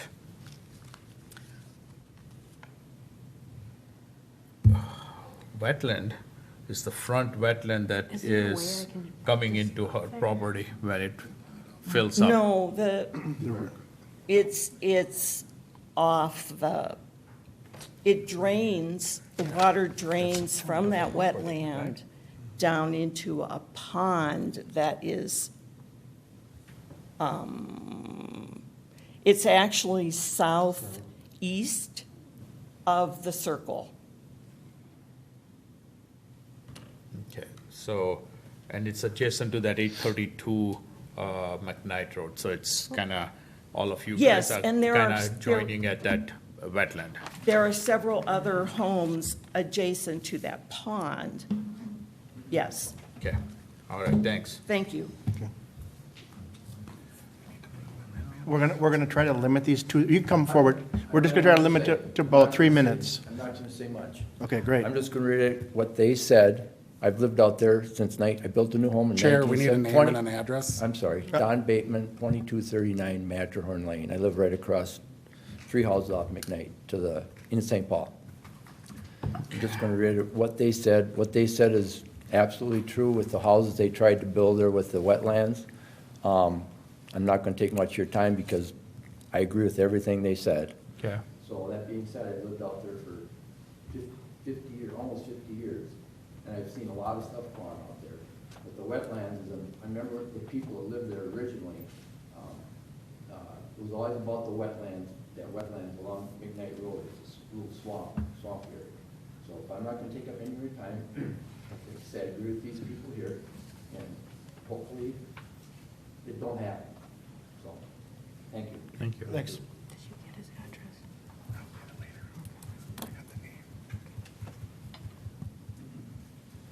Hi, I'm Connie Thompson. I live at 832 McKnight Road.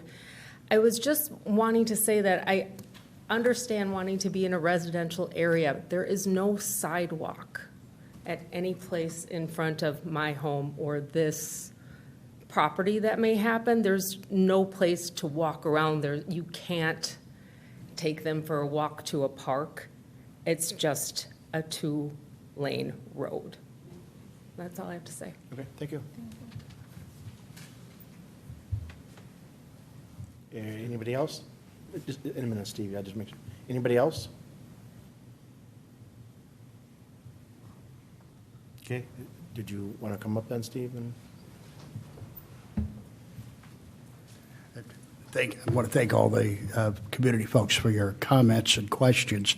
We'll do our best to answer them very succinctly and quickly. The one thing that I would speak to, because it seemed to be a recurring theme, was about shift change. That's with the assumption that everybody changes shifts at the same time. It doesn't necessarily happen that way.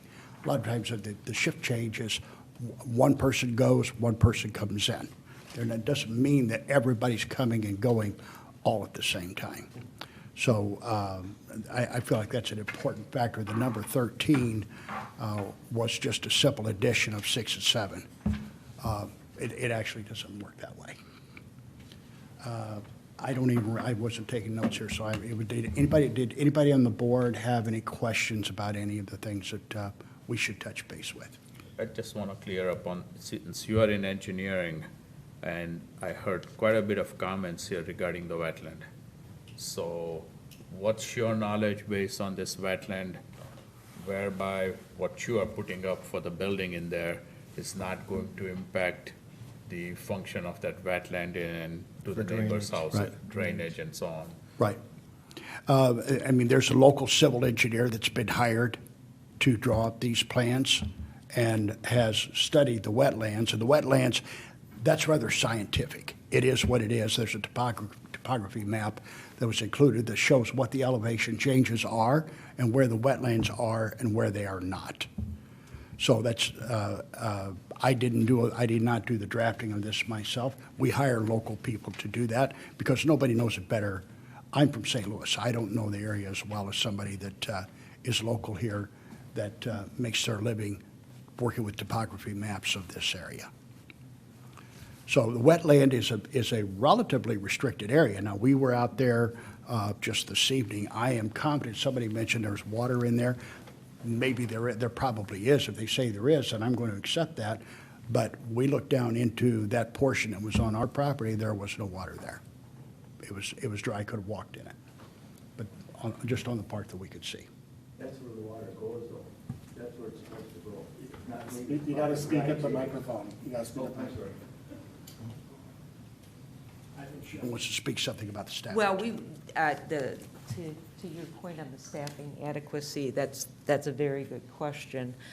In the home that I serviced in Michigan, and we actually had 2 homes, and what I do as a program director is I try to achieve, and I always do, have to achieve a mix of clients. So, some of our folks are very independent. They might be there primarily for structure and for speech therapy and things like that, but they might be able to, pretty much take care of their own needs. So our staff aren't taken up with somebody with high needs. This isn't a nursing home, and that probably is much of what differentiates it.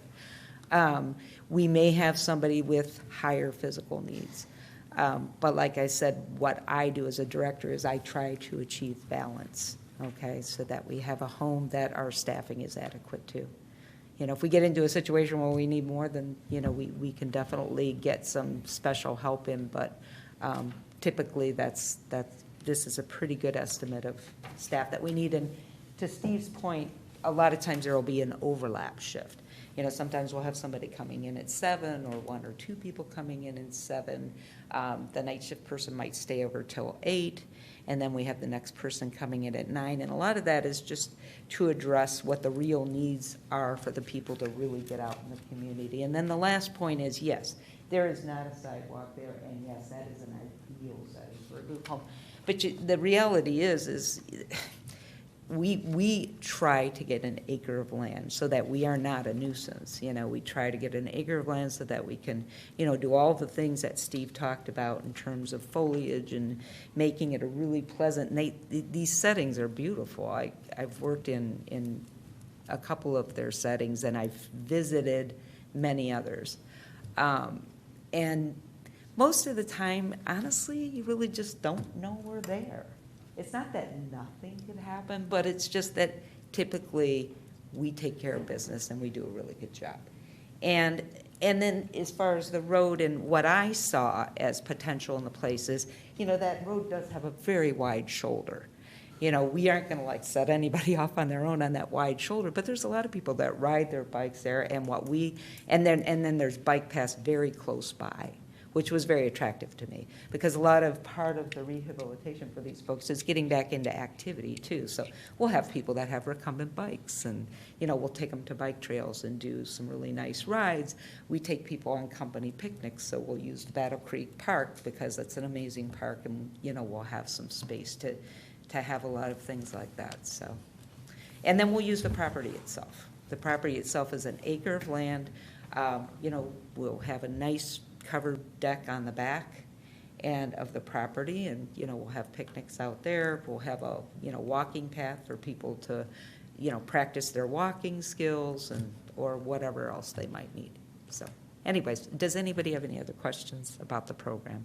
Now, one of the big questions was about a lot of the things on the internet and that. Do you think there's a problem with staffing? Do you think that that's going to be a problem? You know, in my experience, no place that you run like this is without any risk, okay? So it's not without complete risk of elopement. Is it typical? No. I can tell you, okay, so I was actually the program director. I was the nurse for the program for 15 years, the same program. I became program director for the last 3. And I would say in that 17 years, maybe 2 elopements. You know, and it didn't have a community impact. Did we ever have to call the police? Again, just maybe a handful of times in that 17 years. Never a fire.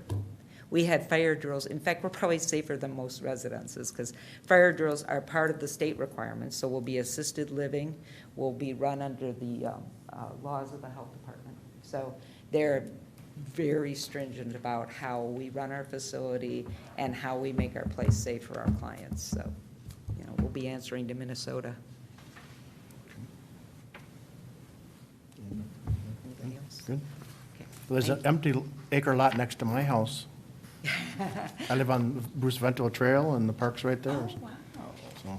Well, tell us more about it if this doesn't work out, please. Where's your entrance? Your entrance is through the trail? Yeah, I'm on the back of the trail. Any other questions?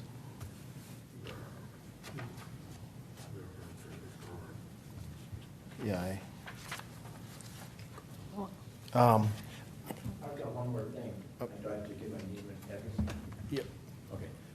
The wetland part, like I say, I've been there almost 50, I built my house in 74 out there, and the Maidments lived there prior they both passed away. I've seen their driveway flood from that swampy area they're talking about, the wetlands, so it can happen. So if you put more blacktop, and they didn't even have blacktop, they had a dirt driveway, just a single dirt driveway up to a 2-car garage, that's all they had. And it would, I've seen it flood. I've seen it flood their driveway. So you put blacktop in there, there's gonna be a problem. And you're gonna have to have a lot of blacktop, because they're talking about this parking situation. It ain't gonna be 5 cars, it ain't gonna be 7 cars, there'll be 8 cars, they'll be out on McKnight Road. And she talks about how wide McKnight Road, you know what wide McKnight Road is out there? It's not very wide. You get a bike on, I bike it, it's not very wide to bike on, so there isn't a lot of room. And there's no sidewalks out there. So I just wanted to tell you about the wetlands, because I've been there a long time, so I know the area pretty well. Thank you. Thank you. Thanks. Is there anyone else that'd like to speak? Is there anyone else? Can I just say one last thing? Well, I don't know. I don't know. Okay. John Erickson, Matterhorn Lane. They keep saying they have 1 acre. They don't have 1 acre. It's half an acre in a wetland. And they say right in their writings, let me read this again. We will maximize the preservation, incorporate the site's natural and scenic features. We will leave as much natural habitation as possible. A landscaping plan with vegetation appropriate for the area will be part of the design and finish of the project. Goodbye wetlands. Maplewood has always been about the environment, but not in this case. It can't be here. Chair and Commission, just a point on the wetland, is not half the site. We will make sure to include the wetland map. Should have been in the staff report. We'll make sure it's in the next one. Half of it's on the neighbors to the south, it's indicated by the neighbors that are present. Trying to get my mouse here. You know, if you see where the driveway is here, you know, this is approximate, the half that's on this site. The staff report, as you read, hopefully acknowledged the wetland's not a new issue. Everyone knows there's a wetland. And so what the requirements from the engineering, from building, and the environmental staff indicate, a site plan has to meet all the city requirements, just like a single-family home would. You would not see a single-family home here. That's not a comment on the proposal that you have to wrestle with tonight. Right. But just from a building standpoint. Yep. That's what we're talking about. So wetland is not a new issue here. There are city requirements that have to be met, as the applicant mentioned. It is a black and white issue. Unless they come, you can't fill a wetland in Maplewood. Right. You can in other communities, you cannot in Maplewood. They're not asking for a buffer variance. If they did, they'd come back through this whole process, they'd be noticed to the neighborhood again. So I just, again, want to provide context to what that wetland issue is. Okay, thanks. Yep.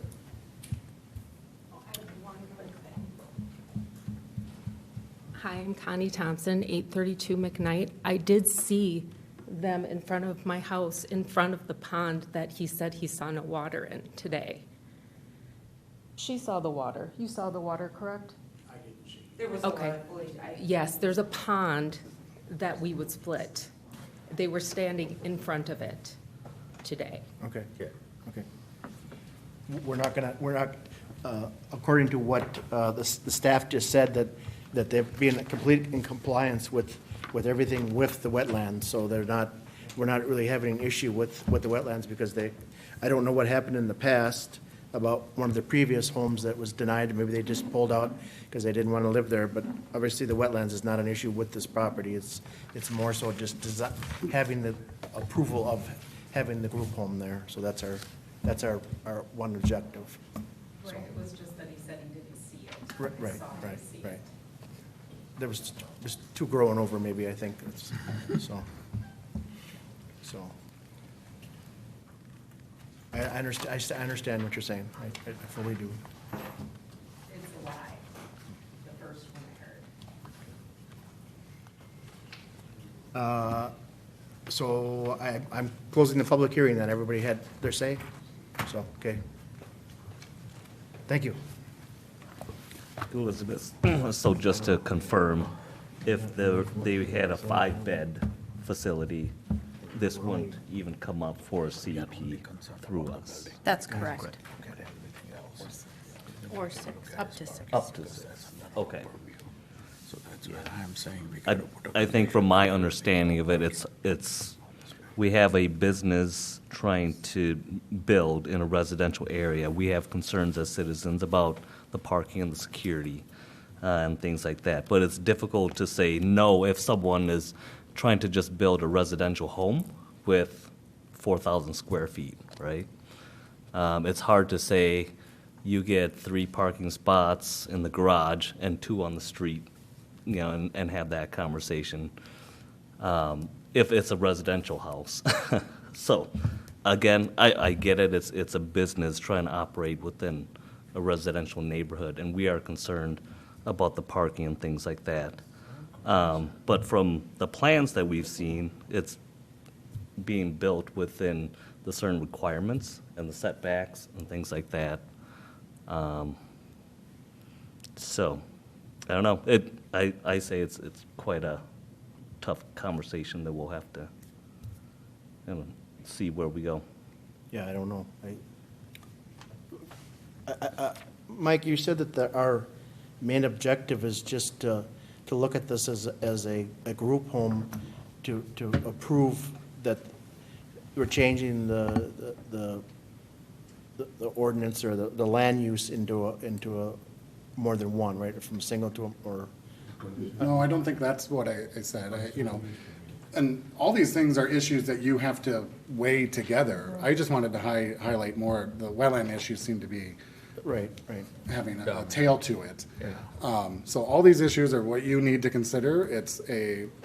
This use is permitted in any zoning district with a conditional use permit.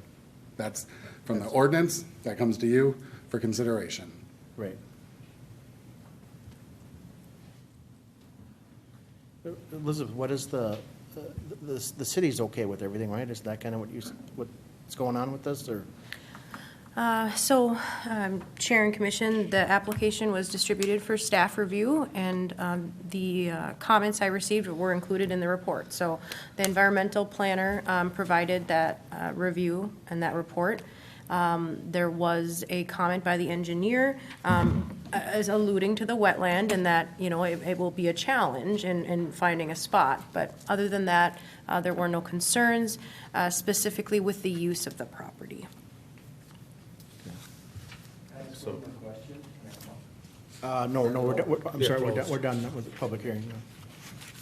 So, Mr. Chair, my main concern here yet is, which is within our purview to review, is the parking aspect. When there isn't enough information for me to see, is there adequate even turnaround and way for the cars to get in and out of that area, I'm a little concerned about that. If I were to make a motion to approve it, one condition would definitely be included in that is that there will be no parking on the street. So that prevents anybody from parking on the street. They, by hook or by crook, have to figure out how to get their cars in and out of that spot without parking anything on the street. So that way the neighbors do not get impacted by that aspect. We'd already talked about the wetland, that they have to comply with it. If they can't, they're not gonna get the permit to move forward and build a home there at all. So those are the two key things that I was looking at. Other than that, yes, I think everybody feels the same way, that not in my backyard, but at the same time, this is something that is a normal aspect of the approval process that we consider on a regular basis when it's beyond the limits of what the city and state permits. So comes to us for making a decision on it, but that's where I'm sitting. Well, my concern over here is that I'm just wondering how much information does the applicant has? Because Elizabeth, over here in your recommended action, at the end, you say subject to certain conditions of approval. Would it be nice to list those conditions? One of them is the environmental review and recommendation that has been here that captures everything, answer all the questions that you have been answering in terms of the wetland, the location and topography and whatnot. So if those details, I don't know how much they are aware of that. I think if they had that information, maybe it would have been helpful. Because in the approval over here, it would be nice to have those things listed, Well, I think, though, that's the issue, is that they've already looked at it, and they're in compliance with the wetlands. We just don't have that complete Or not there, but right there. fact sheet, but it's already been okayed, right, Elizabeth? Yeah, but no, she's saying over here, subject to certain conditions of approval. What are the conditions of approval? Chair and Commission, so in the resolution, which is the first attachment to the report, the conditions are outlined. I did briefly go through them in the PowerPoint as well. There are, which are right here, currently 5 conditions of approval, one of them being that they need to meet the environmental planner's review and meet any code requirements to obtain a building permit, so building code, zoning code. And Sean okayed that. And Sean has prepared that report and has outlined that, the current location of the home meets the wetland buffer. So those conditions of approval, they're not listed on the motion, just so you don't have to read through them all, but they are included in the resolution. And if you wanted to, you could add something to address any concerns about parking. One other thing I did want to note is that we review all of our conditional use permits every year. And that's one of the conditions on the permit. And that's something I do. So I review these permits. I go around, I do inspections, I contact owners or tenants, whatever the situation is, if it's depending upon the situation. But my point being is, if there are any issues, if we hear issues from neighbors, if we get complaints, we follow up on that. Those items are brought to the council on a mostly annual basis, give or take a month. But yes, we review these every year. So I think if there are issues, we would be able to, address them, and we take another look at these, I guess is what I'm trying to say to you, is it's approved, but they need to stay compliant with their permit and with city ordinances. So if we find that they're not, we could bring that permit up for consideration again, hypothetically. So, Elizabeth, leave this on the screen here for a Sure. second, but I did not see it in the packet. I'm missing it, and maybe I'm just blind and I'm not catching on, but I didn't see it in the packet that this conditions were listed. Sure. Is it on page E2 It or would be E3? E3, attachment 1, or, E3, attachment 1. Page 41 of your packet. Page 21? 41. 41, ah. Well,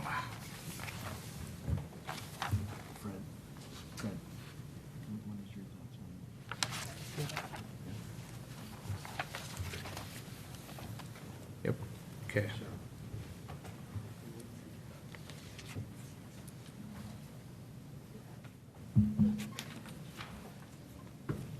What is he asking?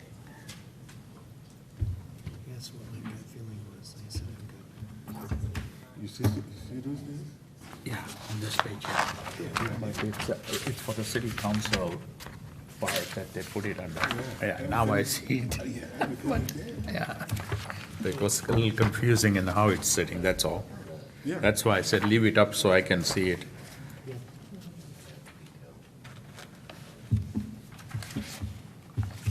Okay.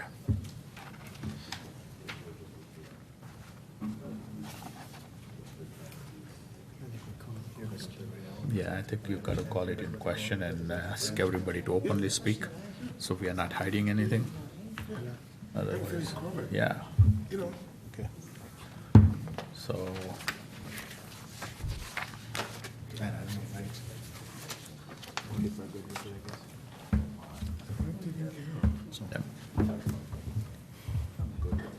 Those conditions that are there.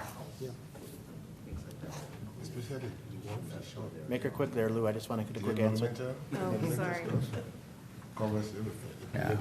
Mr. Chair, point of order, the discussion should be mainly Open. held amongst the commission. Because I kind of want to get a feel of what's going on. I don't know, I'm. Yep, and I think you have that ability to, To openly ask To openly questions and, ask. yeah, so Okay. everybody hears. Okay. Yeah, I didn't know if I could, because I've never been, at this point, I guess we've usually kind of, so. I So- guess, so, then, Lou, what is your positive and negatives on this? I mean, I guess I don't want to put you on the front here, Yeah, but. no.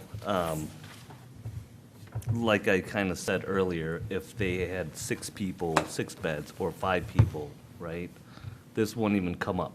We wouldn't even have to have this conversation, because they have a house that they're planning to build that fits within all the requirements. So we can say that we want to see a parking plan. We want to make sure that there isn't, street parking, things like that. We could add that in, but it's hard to say, no, you can't build a house Right. there. There's nothing that kind of says that we have to say no. Right. And Cheryl, your thoughts, same? Along similar line, I think for me, when I look at, right, the conditions of a CUP without the details on the parking plan for a site of this size versus 8 beds versus 6, then that calls into the question whether it would meet some of those standards around use of the site and the impacts it would have. So I would want to understand, I think there needs to be some sort of condition for parking in any sort of approval. Right, I think we all, that's the big issue is the parking, because we don't want to make sure that, because we always deal with parking. It's always a big thing. People are always complaining about parking. So, and Alan, you're good with everything? Yeah, I'm fine, I already shared my thought initially, so. Fred's Good too. Yeah, I think that we can make Elizabeth, we can make a recommendation then for waiting to have a plan on that and or go forward, or just make that a conditional use, or, I mean, what's, Chair and Commission, yes, I guess that is an option. You could hypothetically table the application and have them prepare a parking plan and bring it back to you next month. Or similarly to other conditional use permits that we have, you could add a condition that they have a parking plan in place and then it's reviewed and approved by staff prior to the issuance of a building permit. okay. Yep, I think I would go the route that they provide a parking plan and there is no parking on McKnight Road. That to me is a key aspect of this parking plan so that the neighbors do not get impacted by having cars sit out there for even, say, a winter time and snowstorm and, oh, I can't get in, so I'll park on the road today. No, that's not happening. Right, right. Yeah, I think that's the big concern. And I think the wetlands, I know you guys are concerned about that wetland, but according to all the professionals that give us the information, they say that it's not an issue, that the house falls within those qualifications. So we can't really bring that up as an issue. Chair and Commission, just to clarify again, the house has to fall within that. Yes. So that's what the requirements are saying. So the burden is on the applicant to meet those requirements. Right. And they will, I'd imagine, or otherwise. To get a permit, they will, Otherwise but they if won't they get a can't, they permit. won't get a permit. Right. So Yep, again, staff's not advocating one way or the other. This is a black and white issue. Right. They have to meet those requirements. Yep. So I know it's black and white issue, but just to be clear, I understand. So with that parking plan, because they can park on street, if that required a change to the pavement and parking structure that then violated that wetland, or the burden of proof would be to prove that it still doesn't impact that. There's a wetland and there's a Okay. buffer around it. Everything has to be without it. If they cannot be outside of that buffer, then they would have an option to apply for a variance or restructure how the park unit works. So yes, the burden is on the applicant to show how they meet the ordinance requirements. I want to go back to what you said, Tisha. The parking plan, when it is in place, should be approved by the staff, right? Correct. Move That- on. Yep, that's what I'm recommending. Okay. Not only the parking plan, I'm saying only that the two parking conditions plan. that I'm looking at adding. Yeah. One is for no parking on McKnight Road, Right, yeah. and second is provide a parking plan Plan. to the staff yeah. for approval before it goes to the city council. That's what I'm suggesting. Before city council? Yeah, Okay. yeah, absolutely. City council got to get the full package. Yes. Absolutely. Okay. So you want me to make a motion? Yes. Yes, yeah, Okay. inclusive of that, Okay. parking plan to be Okay. approved by the staff, so it doesn't come back to us. Okay. Fred's got to be to bed in 10 minutes. Motion to approve a conditional use permit resolution for a residential group home at 822 McKnight Road, subject to certain conditions of approval that are on page 41 of the proposal, and it will include two more conditions. Number one, condition that there will be no parking on McKnight Road, and number two, a parking plan will be presented to the staff for approval before going to the city council for approval. Second? There's been a motion by Desar, second by Allen. All those in favor? Aye. No. I didn't hear no nays, right? No. Hearing all ayes, it passed. This is just our recommendation, so it's not a done deal yet, so if they can't fulfill the previous and impervious surfaces, that might become an issue, so it's not a done deal, so don't worry, it might not be over. I mean, could be over or not, so we did what we could, so, okay. And this goes before the city when they get that done, right? Then, Correct. So the application is currently scheduled to go, oh, I apologize, I didn't have my microphone on. The application is currently scheduled to go before the council on August 8th. So at this time, we'll likely stick with that schedule unless the applicant requested additional time. We could potentially, put it off a couple weeks, but Okay. that's, the current schedule is August 8th, so. okay, good, thank you. Next. Okay.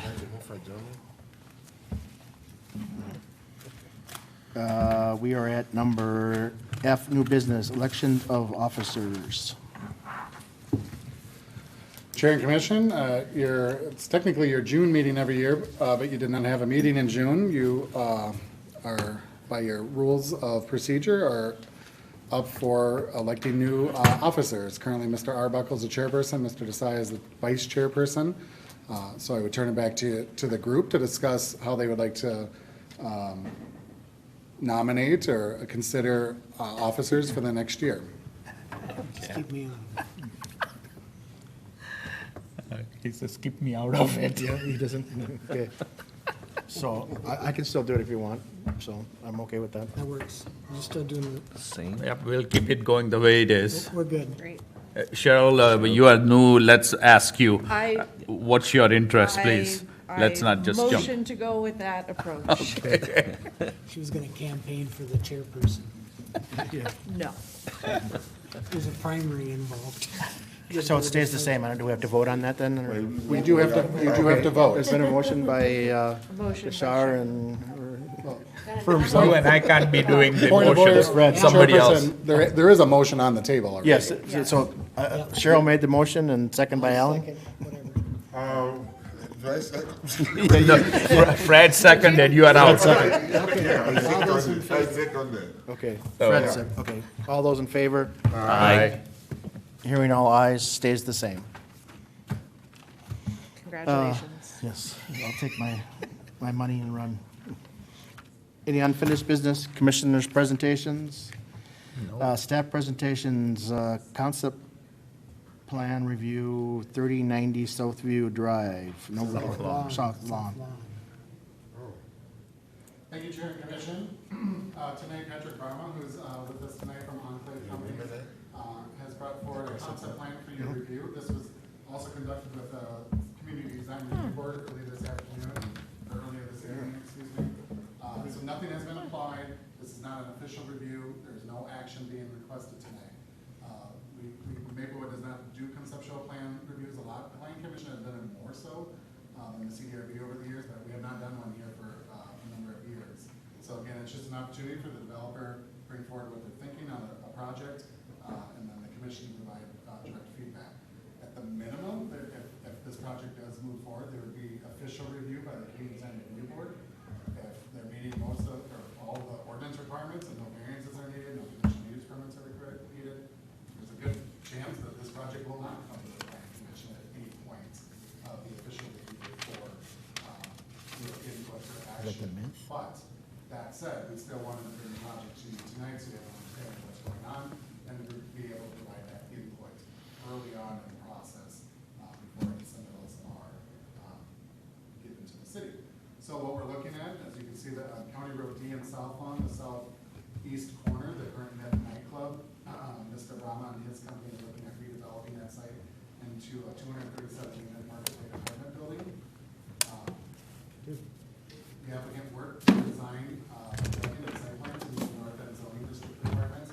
As this group knows, we've been working on we had worked on the North End, both the vision plan and ultimately the zoning district that was adopted last fall for several years. And so now this project is working to implement those requirements. That's maximum density. As you look at the building hugs South Lawn County Road D and then the south property line with access coming off South Lawn with a courtyard area where there's several surface parking stalls, and then there would be underground and first level parking as well, structured parking.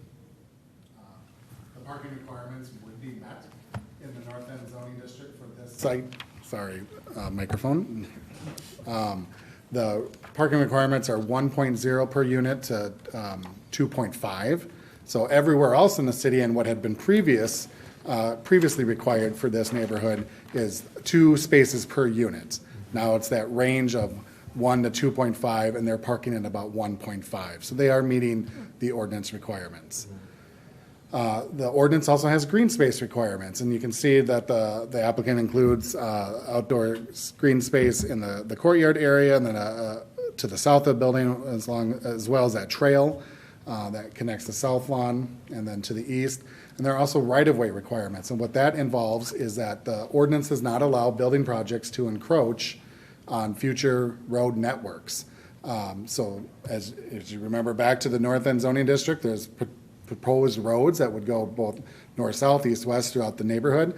So this would impact this site, and you can see the applicant is proposing to essentially protect or reserve their 40 feet of right-of-way for that future road connection. The other 40 feet would ultimately come from the building that is being converted into the Becker Furniture World to the east. So a road is not being built as part of this project, but that space is starting to be reserved. So for when the city has the opportunity to install that road, construct that road, we're starting to build that future right-of-way. Excuse me, Mr. Chair. I saw this presentation earlier in the evening and my wife's having major surgery, and at 7:15 tomorrow morning, and I'd like to get home and finish up some things, so. Absolutely. Please excuse me. No problem. Thank you. Good luck. I was glad to see you here tonight. Thank you very much. Yep, yep. Thanks. Yep. The next handful of slides are 3D renderings of the building. I'll walk through them somewhat slowly, knowing that what we're working towards here.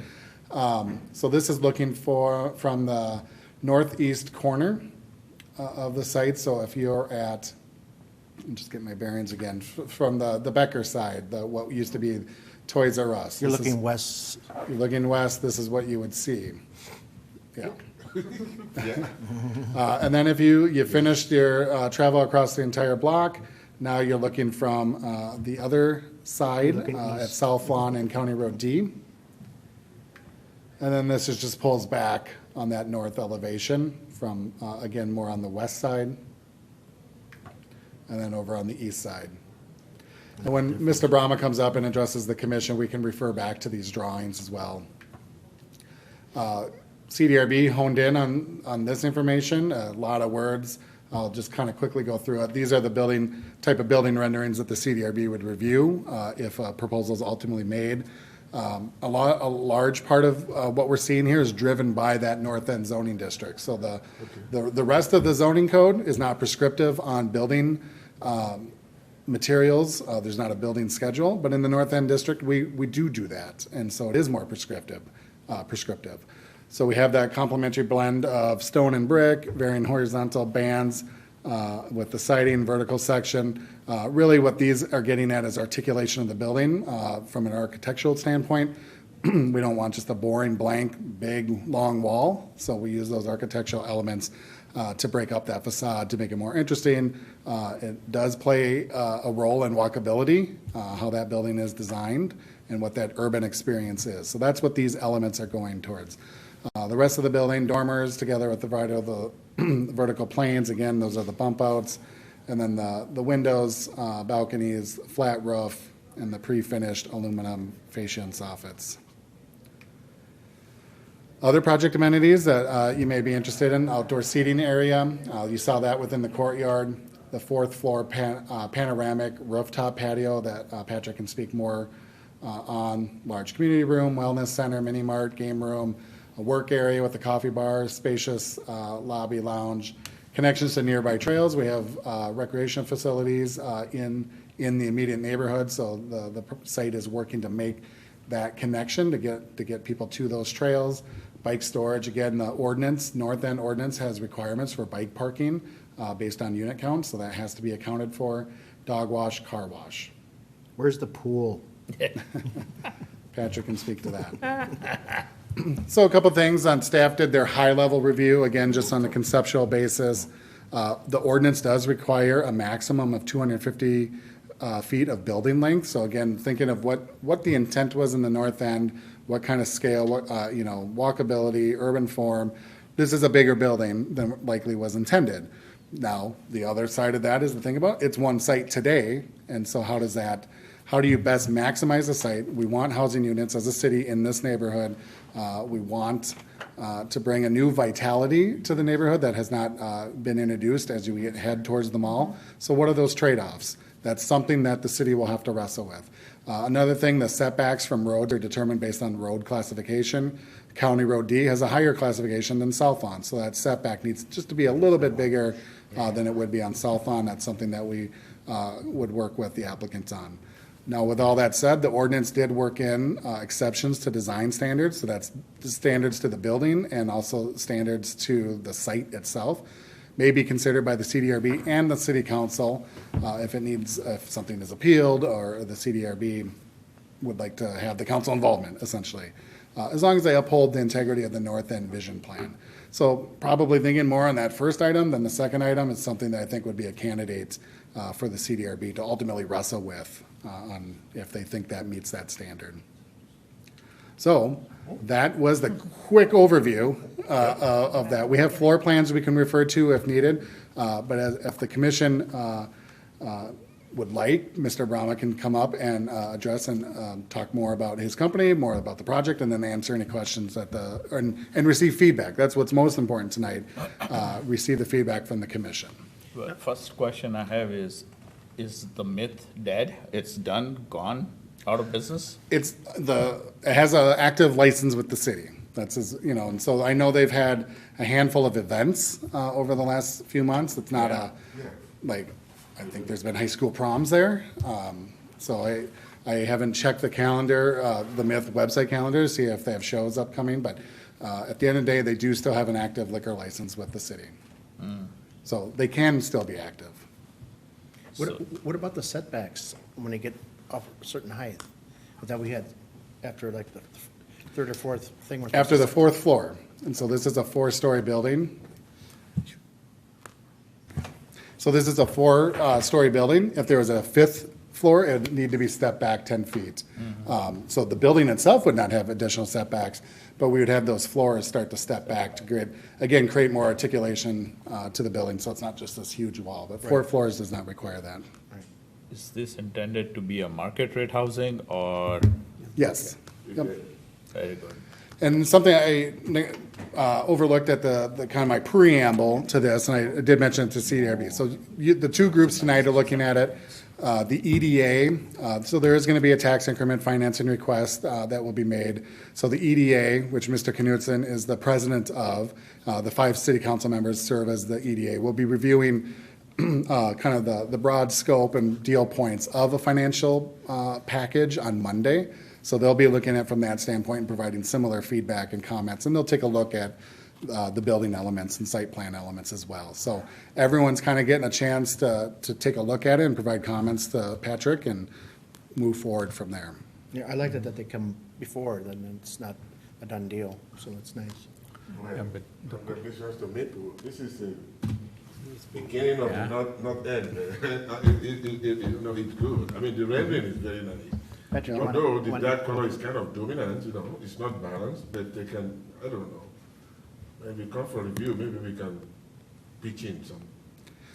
Yeah, and Patrick can speak more to it. When the CDRB provided their feedback, they did talk about introducing another color and just some architectural elements in that first floor, how to integrate that better into the neighborhood and kind of meet the intent of what the vision plan laid out. So I think they thought it's getting there, but maybe some more could be done to push the ball there.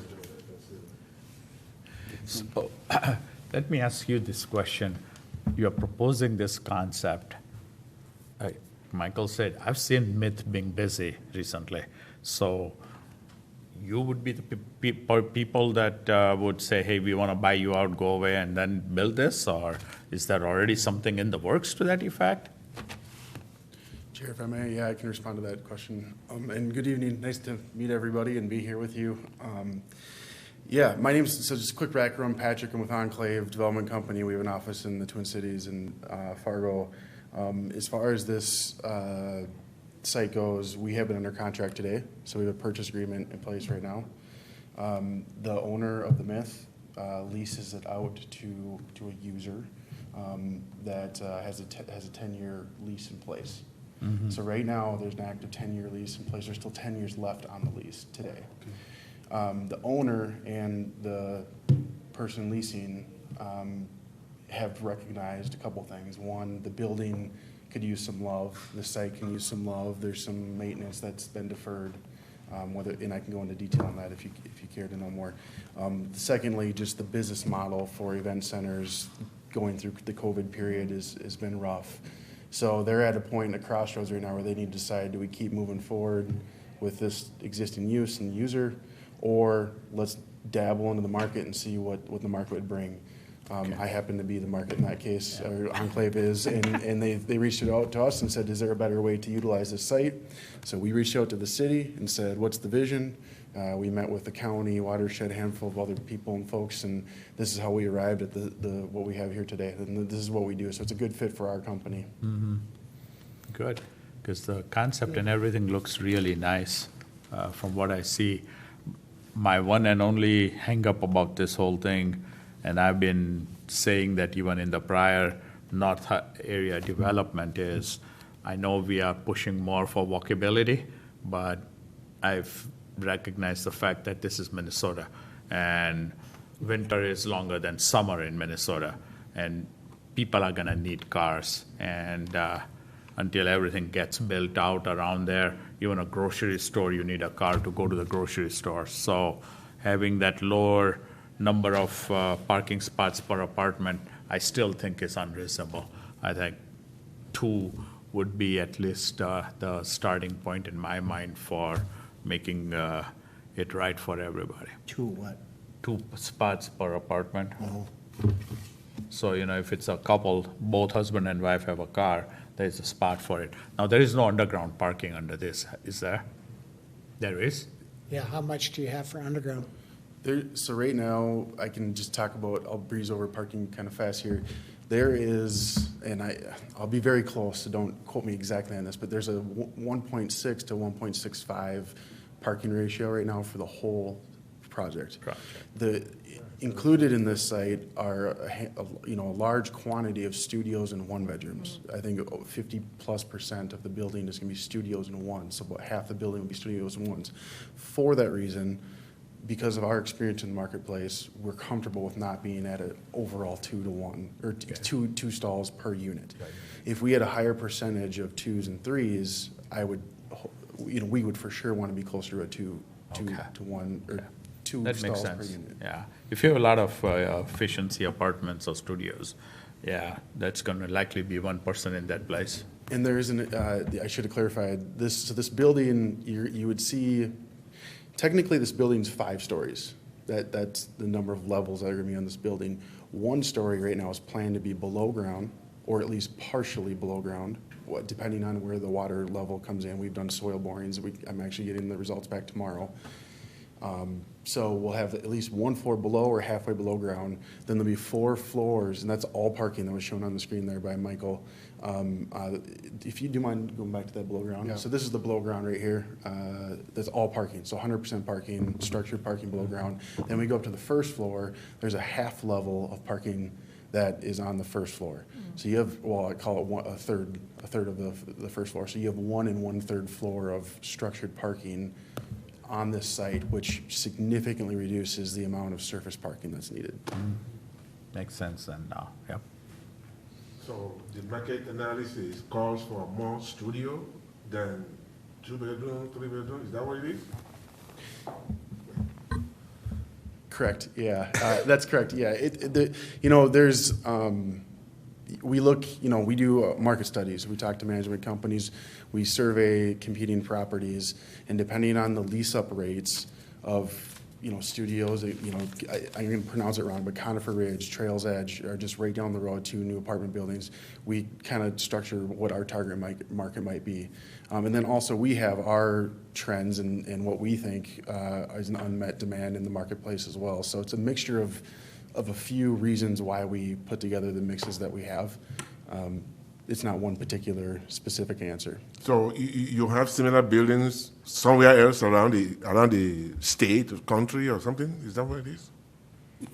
Enclave? Yeah. Yes, yeah, yep. In the Twin Cities, we have 7 projects that are under construction now or have been completed. We have 5 or 6 that are in this process that we're in right now. We're in North and South Dakota. We are working in Boise and Denver as well. Across the road. It's promising. As I said, at 9:30, as I said. Okay, let's go. Yeah, I think everything looks great. I don't know if it's my business, but what is it, about 50 million to build something like this, or what is it? Off the top of my head, I think this project's coming in at between 70 and 80. million. Wow. Yep. 2 years ago, it would have been a lot less. I mean, really, it's. Of course. Then it would have been 50 million, right? Yeah, honestly, really, yeah. That's probably. why I'm off. And 2 years from now, it may be But then it might still. 100. I hope not. I won't have any hair left if that's the case. What is your strategy of kind of plan for timing? Do you think this will be 2 years it'll be done, or within a year you'll be started, or kind of what's the plan, do you think, on that? In the short term, our first critical step is to, get through kind of this initial process with the city. As Michael had mentioned, go to the city council and EDA, see if there's support for the project, including TIF. If there is, from our perspective, we want to go as fast as we can because of the volatility in the construction market and interest rates specifically. Time is killer right now for everybody in our world. I mean, everybody's dealing with it. So, but for us, it's very profound. And construction would be, we'd expect about a 22-month construction period. So, roughly 2 years. So we'd be leasing up 2 years from, this fall, essentially, would be the plan. Wow. Great. That's good. This is great. I think it's very positive for us. Yeah, it's a good start for North End. That is what I'm happy about.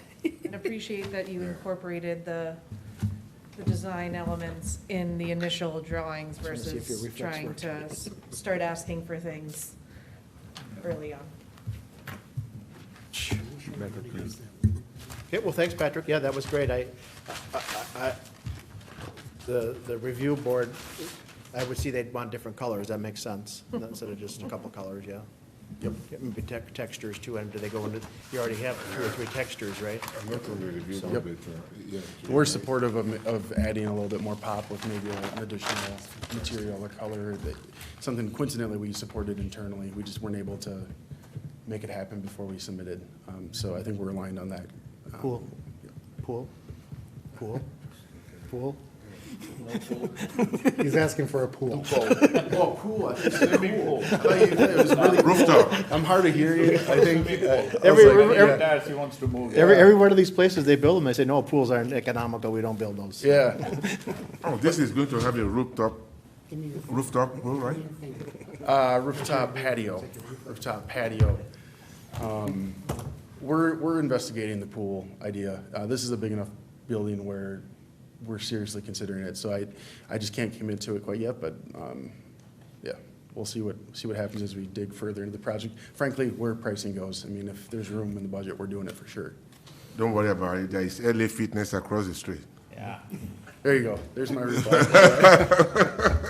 I should come to you guys how to swim, so I don't know why he's asking for a swim. He doesn't swim. I was a lifeguard. Okay, thanks, Patrick. Thank you. Thanks. I'm sorry you had to stay all the way to the end and listen to all this. Happy to be here. Thank you for everything you do. Now you know the process. I guess that's it. Adjourn. Adjourn, yeah. There was a couple things I wanted to ask about buildings project. The dentist office haven't moved forward yet, have they? Has not started, equipments are in. So they're still serious? Okay. And then you see you're trying to get grants for taking down the moose, is always. Correct, yeah, so the moose